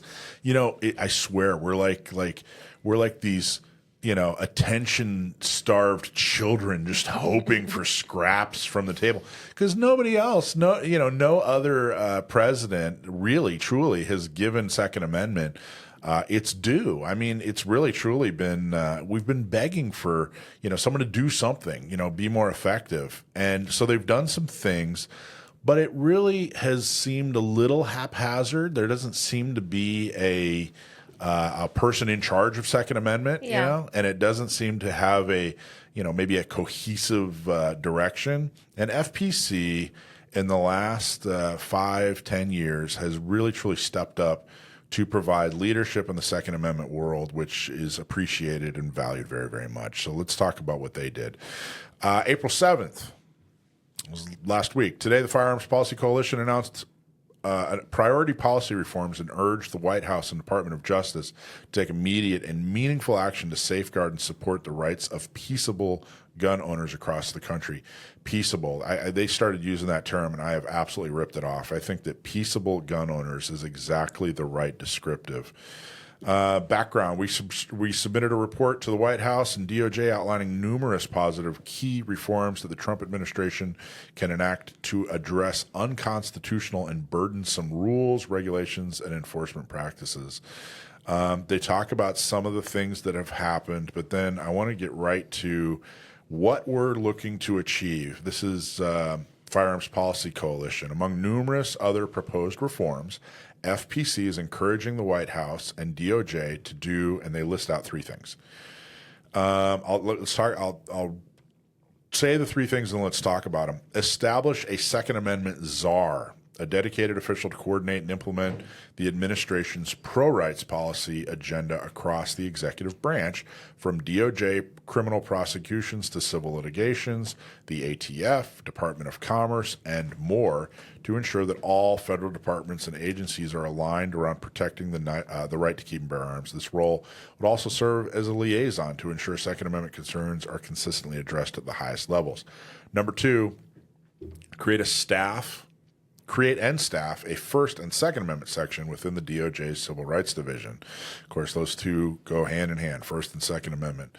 This would be a specialized section within the DOJ dedicated to addressing and litigating against unconstitutional laws, policies, and practices of state and local officials that violate the right to keep and bear arms and, of course, free speech.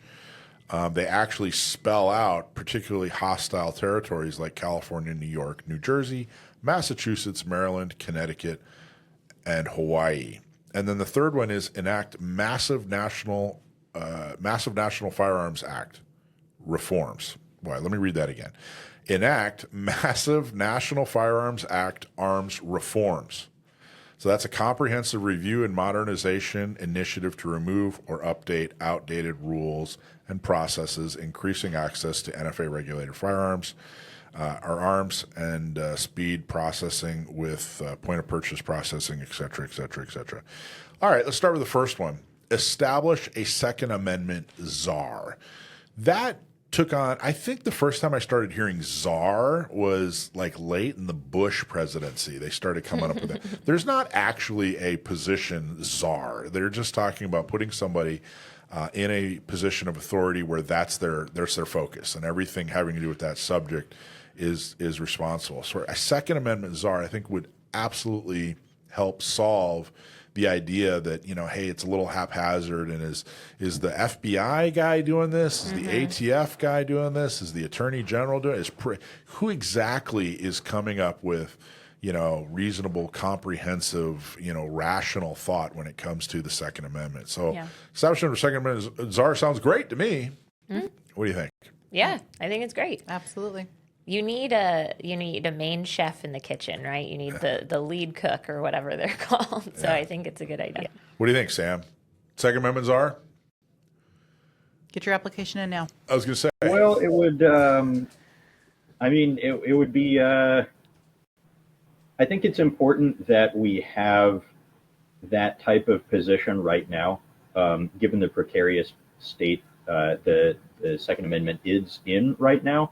But I'm a little bit wary of, through establishing, setting the precedent that, we always need someone who's focusing on the firearm issue, because darn well that the next time the White House flips, exactly what that position will be used for. It'll be a gun ban czar. Exactly.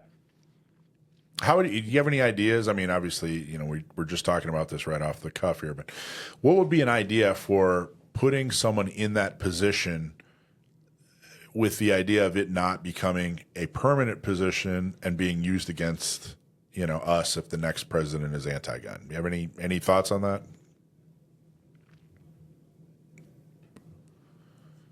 No? Nope. Okay. All right, let's move on. Okay, create and staff a first. Sorry, I didn't hear you. Oh, that's all right. That's okay. We'll move on. By the way, I think it's an excellent idea. Maybe the idea is to basically state, hey, we have this czar, and then boom, problem solved. Let's move on. All these responsibilities go to, I don't know, ATF or whatever. But what you're saying is, hey, right now, at this point in history, it's good to have an organized person, who's focused on this, but, maybe it should go away after its purpose has been served. Second one, create and staff a First and Second Amendment section within the DOJ's Civil Rights Division. Huge fan. I've been talking about this for forever. We're civil rights activists. This is a civil right. No question. Before Heller, it was a civil right. After Heller, it's a civil right. No matter how much you hate guns, it is a civil right. And I think a lot of people approach this thing, using logic and statistics and whatever, when they should be approaching this thing as the civil right that it is. This is you as an individual, no matter how much, bad they bring up. The fact is, this is a civil right. This is a right of each individual. You are born with this right. It is a right that comes from nature or nature's God, period. It's not given to us by the government. So the fact that this is put under the Civil Rights Division, I think, is a very positive step. I think that it could potentially show, and I've seen this happen in practice, it could potentially show people who advocate for other civil rights who don't really necessarily think that the Second Amendment is very important. It might help change their position. Like, hey, okay, now I see this, through a different lens, through a lens that I can relate to more. So creating a Second Amendment Civil Rights Division in DOJ's Civil Rights Division is probably an excellent, excellent idea. And I like the fact that they called out openly hostile areas like California, New York, New Jersey, Massachusetts, etc. What do you think? Any thoughts? Yeah, so I think that, yes. So I really think you're talking about sticking to the Constitution. I much respect to the Supreme Court when they reference, like in the Bruin case, the Heller case, that we must stick to the Constitution. I think that foundational fact, we can't lose that. We got to keep that in the forefront of thoughts and hold people responsibility. Remember, we talked a couple weeks ago about keeping people in their lane. Well, the lane needs to be, and you need to follow that Constitution. Yep, that's your lane. Yep. And then the next one, the third one, the final one, enact massive National Firearms Act arms reforms, plural, not just one, but many reforms. Yeah, NFA needs to probably go the way of the dodo. If not go the way of the dodo, it needs to be gutted and rethought. We live in a completely and totally different world. It's almost 100 years old now. It's like 95 years old, 1930, 90 something, over 90 years old. Things were very, very different back then. I don't think at the time the NFA, I understand the emotion behind it, but as far as what they did was probably far too overreaching, even at the time, but times have definitely changed. That doesn't just mean technology. It means, of course, the understanding of the Second Amendment and the fact that it is a civil right as well. So excellent job, FPC. Thank you, as always, Firearms Policy Coalition. If you haven't donated to them recently, then now's the time. These guys are stepping up and doing the hard work, and I can't tell you how much I appreciate the work that they do. So thank you guys very much. Anything else on FPC and what they're doing? I just said, just to give it a year, National Firearms Act, 1934. 34. There you go. What are we in? 25. Yeah. So that's 91. 5 to 30 Carry plus the one. 3. So that's 8 years. 8 minus 100, so 92. 92 years old. That was a very weird way to do that. That wasn't even Common Core math. What was that? There you go. All right. Point is, I got it figured out. Okay, I wanted to talk about something local real quick. There's a guy running for office that we've talked about in the past. His name is Ed Musgrove. Ed Musgrove is a city council member in San Marcos. He's running for the 40th Senate District.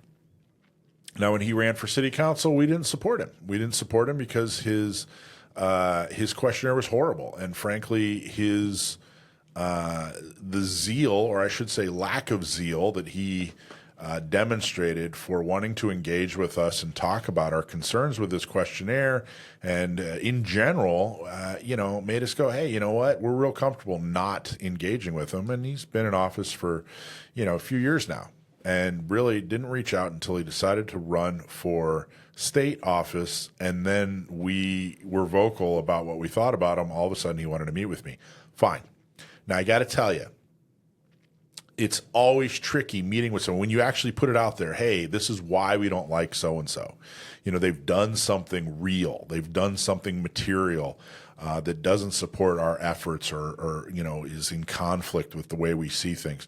I love to sit down and educate people, but when it gets to a point when we've actually said, hey, you know what, we've tried or whatever, we just don't see eye to eye on certain things, it then becomes real tricky. Well, do I sit down and meet with them? Or do I not sit down and meet with them? Well, gee, Mike, what's the harm with meeting with them?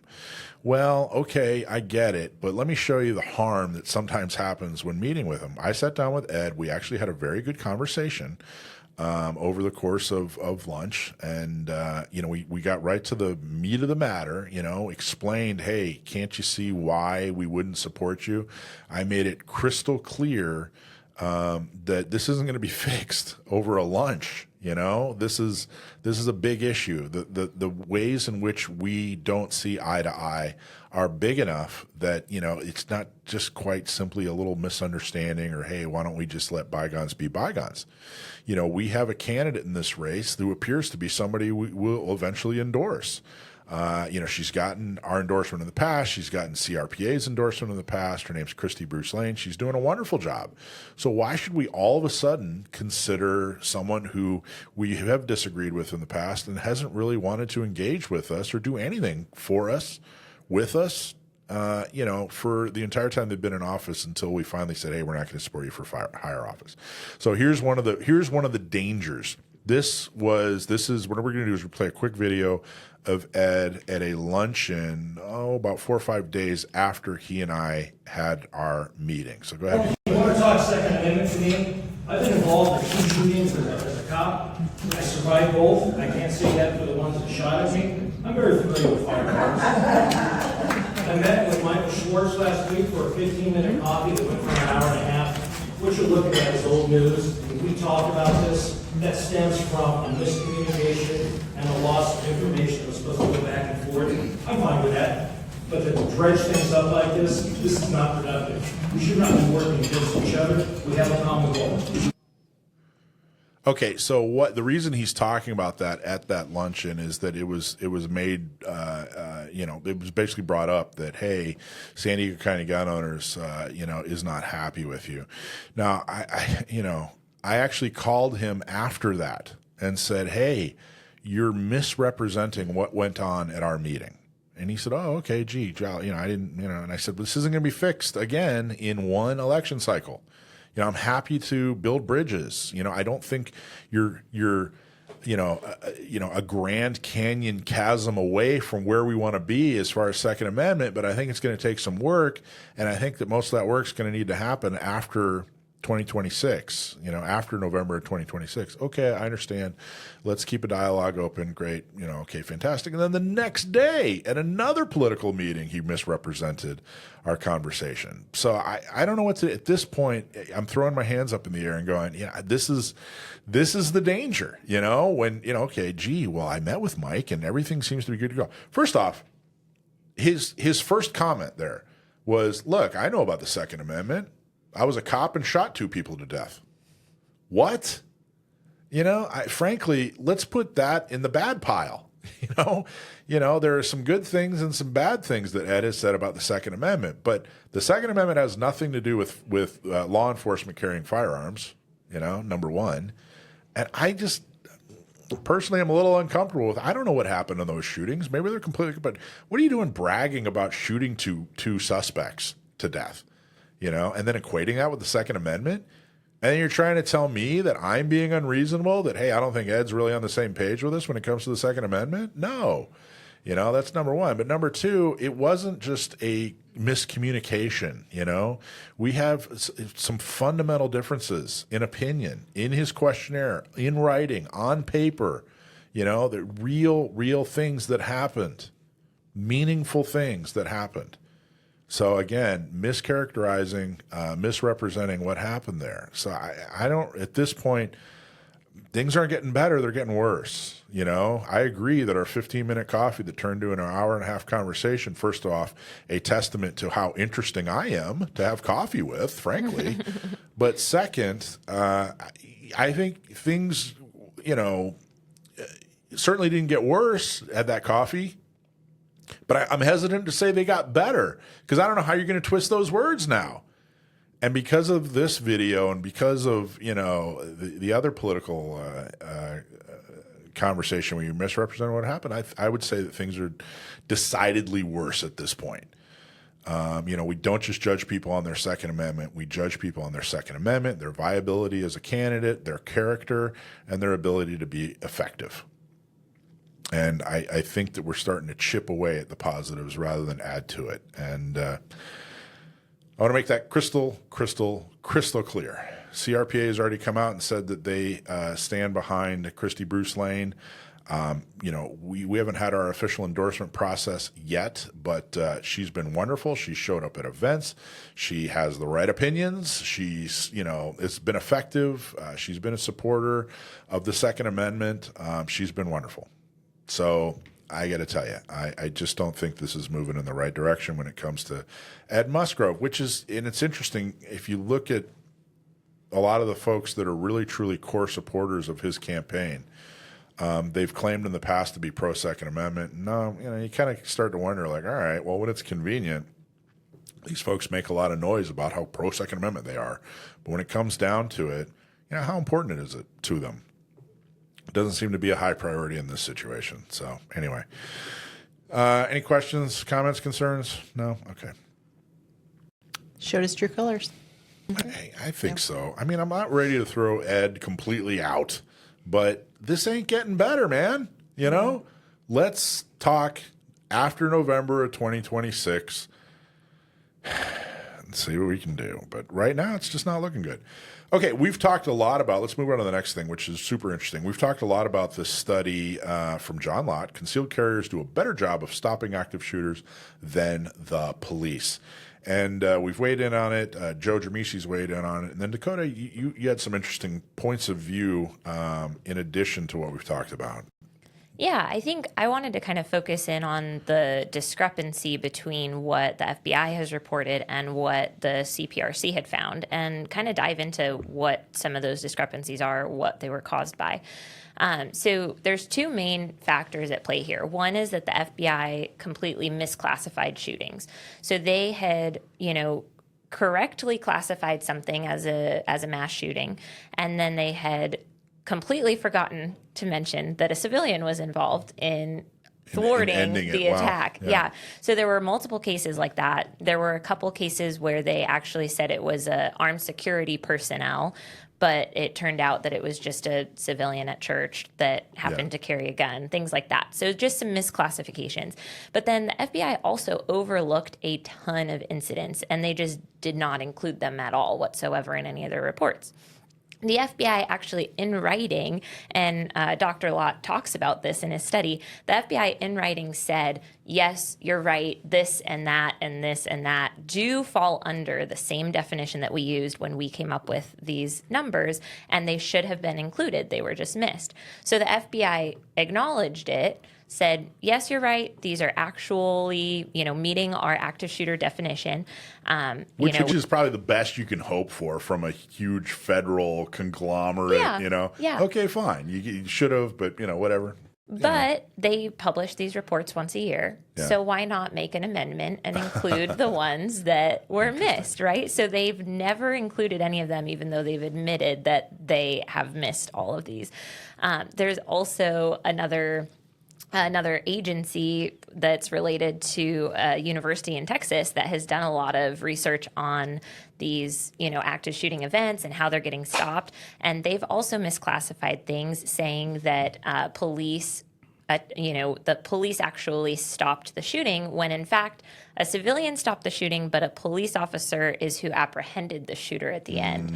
So they counted police apprehension, like arresting the bad guy, as stopping the attack, even though the civilian had stopped the attack, 20 minutes prior in that case. Right. So there's just all sorts of misclassifications going on. But last week or 2 weeks ago, we had talked about the concept of media misrepresenting these situations.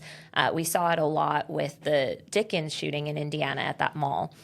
All the headlines were talking about, how rare it is for civilians to stop active shootings and all of this. And I had mentioned a couple of weeks ago, we need to fight back against that blind belief that that's true. And I think one way that we can all do that is by sharing when we hear about an active shooting incident that is stopped by an armed citizen, let's share that on our social media. Let's put that out there. Let's, talk to our friends about it, mention it to people, because the media is not going to do it for us. Right. We have to do it for ourselves if we want those stories to get out there.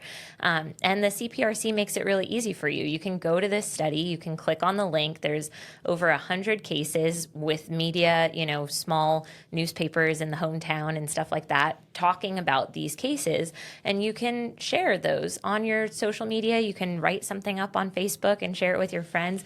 But I think we can't rely on the mainstream media to be actually reporting on these, even though these are exactly the types of things that we can hope to see from a well-regulated militia, right? We want people to be carrying guns and to be stopping violent crimes and saving their own lives and saving the lives of others. We all want that. Yeah. What do you think? Is there a motivation, or do you think it's just a different motivation that the FBI has when they're compiling these numbers? And do you think that motivation has reason? Does it? Are they trying to be anti-gun, or are they just like, hey, we have different priorities here. We're trying to accomplish a different task. Or what are your thoughts on that? Yeah, I think that, to your point earlier, they're a huge conglomerate, right? So whether or not they can actually make all these amendments and stuff, maybe that's a little bit beyond their scope. But what the CPRC found was that almost every case where they just kind of omitted the situation because they said it was like a domestic violence dispute or something like that, almost every single one of those leaned the other direction. Oh, so interesting. There were 14 cases that they found that the CPRC would argue was not a domestic dispute. So like an active shooter walked into a barber shop and shoots the armed civilian's wife. The armed civilian draws his firearm, shoots the active shooter, and they classified that one as a domestic dispute just because his wife had gotten shot in the altercation. It wasn't a domestic dispute at all. There was no domestic anything. They just happened to both be in public at the same time when a bad guy came in. So, well, you know what? Let's take it back. I got to tell you, if we take it back to the guy that we were talking about earlier, what's his name? Kellerman? Kellerman. Yeah. So in that situation, so let's tie both of these together real quick. In that situation, say a guy walked in with a knife into a barbershop, stabbed a guy's wife, and the husband, was armed legally and shot and killed the guy who was wielding the knife. Kellerman would say, see, this is why guns are bad. That's how, you know what I mean? Yeah. Because a gun was there, she got stabbed. Which is exactly why. So these things matter. And I got to tell you, I've thought for years, if you look at what they call mass shootings, which are really mass murders is what they are. Yeah. They add the word shooting in there, maybe for context, but probably more for political reasons. But if you look at it, there are really a few different versions of it. There's somebody who's clearly insane and they go to a public place that's, not over 90% of the time is a gun-free zone. And they start killing people for the sake of killing people. There's a student at a school who's disgruntled or maybe also has mental health issues, and that person shoots up his own school or I don't think their own school, maybe him, maybe her. That's a totally different situation. And then there's like workplace violence, where somebody shoots up the place where they're working. There's gang violence where someone shoots their rival gang members. There's domestic violence where somebody, kills people in their own family. It's important to distinguish between these because the solutions are extremely different. yes. And the reality is the anti-gunners, they have one solution, which is take away guns. Which isn't a solution at all. It's not solving the problem. In no way is it solving the problem. So, but what they're doing is they're using these, they're bunching them all into one, and saying, hey, look at how big this problem is. When it's really 5, 6, 7, 8, medium-sized problems, for lack of a better term. And I've long thought that, we should probably come up with a series of terms that really better educates people as to what exactly happened. Yeah, Right. definitely. Now, I found a graphic. I can't speak to the facts of the numbers. I don't know if these are legit, right, or accurate, and that's not the point of this. But I would love to see facts given more in the detail of the way this is. It's a bit of a flow chart. The source for this comes from Alert Center, and Alert is ALERRT, just to Yeah. give the source. It is titled "Who Stops the Bad Guy with a Gun," and it's created by Larry Buchanan and Lauren Weatherby, dated June 22nd of 2022. So that's the information given on this graphic. And what it is, it breaks it down. There were 433 active shooting numbers provided. Of those, 249 attacks ended before the police arrived. 184 ended after the police arrived, and they further break these things down. I think this would be very beneficial. Of those 249 that ended before police arrived, 185 ended with the attacker leaving the scene or dying by suicide. 64 were ended by the bystander either subduing or taking that shot and rendering that attacker. And they no longer do attack. And then they further broke that down. How many were citizens, security guards, or off-duty officers? These facts. I can't speak to the numbers being legit. Yeah. However, the flow and the breakdown, I think, would be greatly beneficial. Now imagine if each one of those had its own specific term.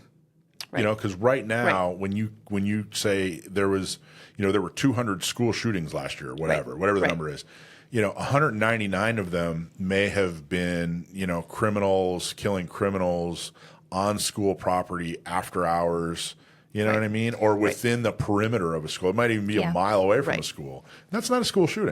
So that is actually where the FBI gets their data. The FBI contracts out this work to compile the mass shooting data to the Advanced Law Enforcement Rapid Response Training Center at TSU. So that university, that Texas university I referenced earlier, that is incorrect in how many shootings it found, that's that same thing that you're just looking at right now.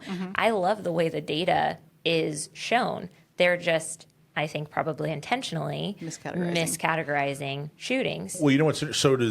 Are they just using their data, or are they actually analyzing the FBI? Do you know if they're actually altering the data? So the FBI contracts out the work. The Texas State University Center sends it back to the FBI, and then the FBI reviews and refines the findings. Because I'm just wondering if, it might not be some FBI guy, who's doing the mistake. It might be academia who may not be as pure science as we wish they were. Well, and the CPRC discovered lots of cases that the Texas University Center had missed. Well, that's interesting. And then the CPRC reached out to the center and said, "Hey, here's some cases." And there are back and forth emails that Dr. John Lott has with them, basically where they're saying they've done their best. They missed some things, but they did their best, kind of. Maybe with new leadership in the executive branch, maybe with new leadership at the federal DOJ, we can correct some of those mistakes or oversights or whatever. I don't know. Give them the benefit of the doubt. Maybe they are just mistakes.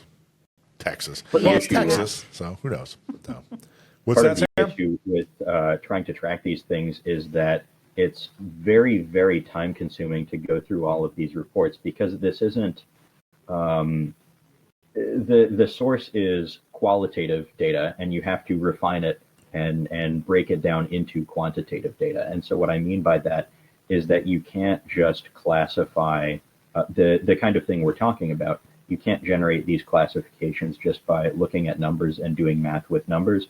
You have to have someone sit down and read news reports and police reports from every single incident and go through and mentally figure out, use heuristics to figure out, okay, here is how we're going to classify this according to these written criteria, not just figuring out percentages and that sort of thing. So again, it's very time consuming.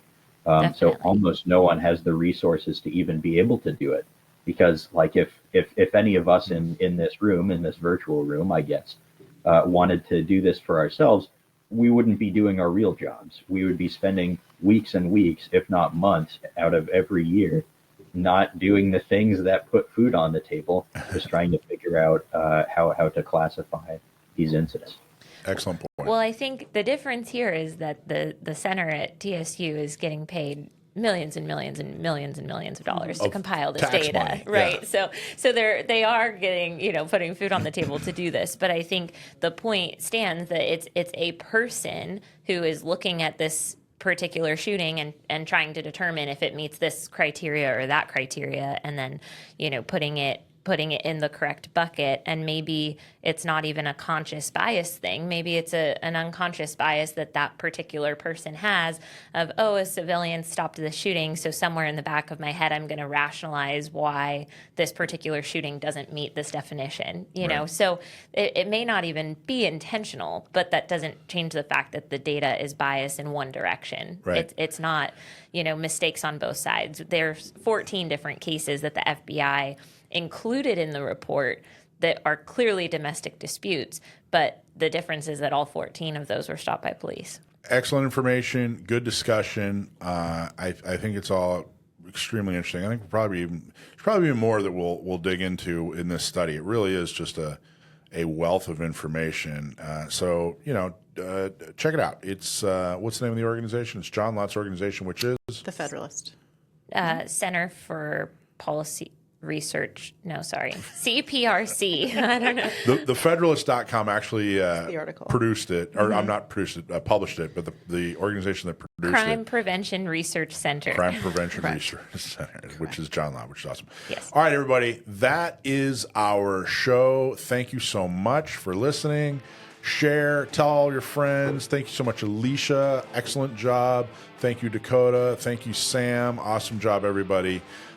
Listen to us next week. Tell everybody about us. Don't keep us a secret. And get out there and get active, man. Do something that you'll be proud of to say that you did to support and preserve and restore the Second Amendment in California. See you guys next week.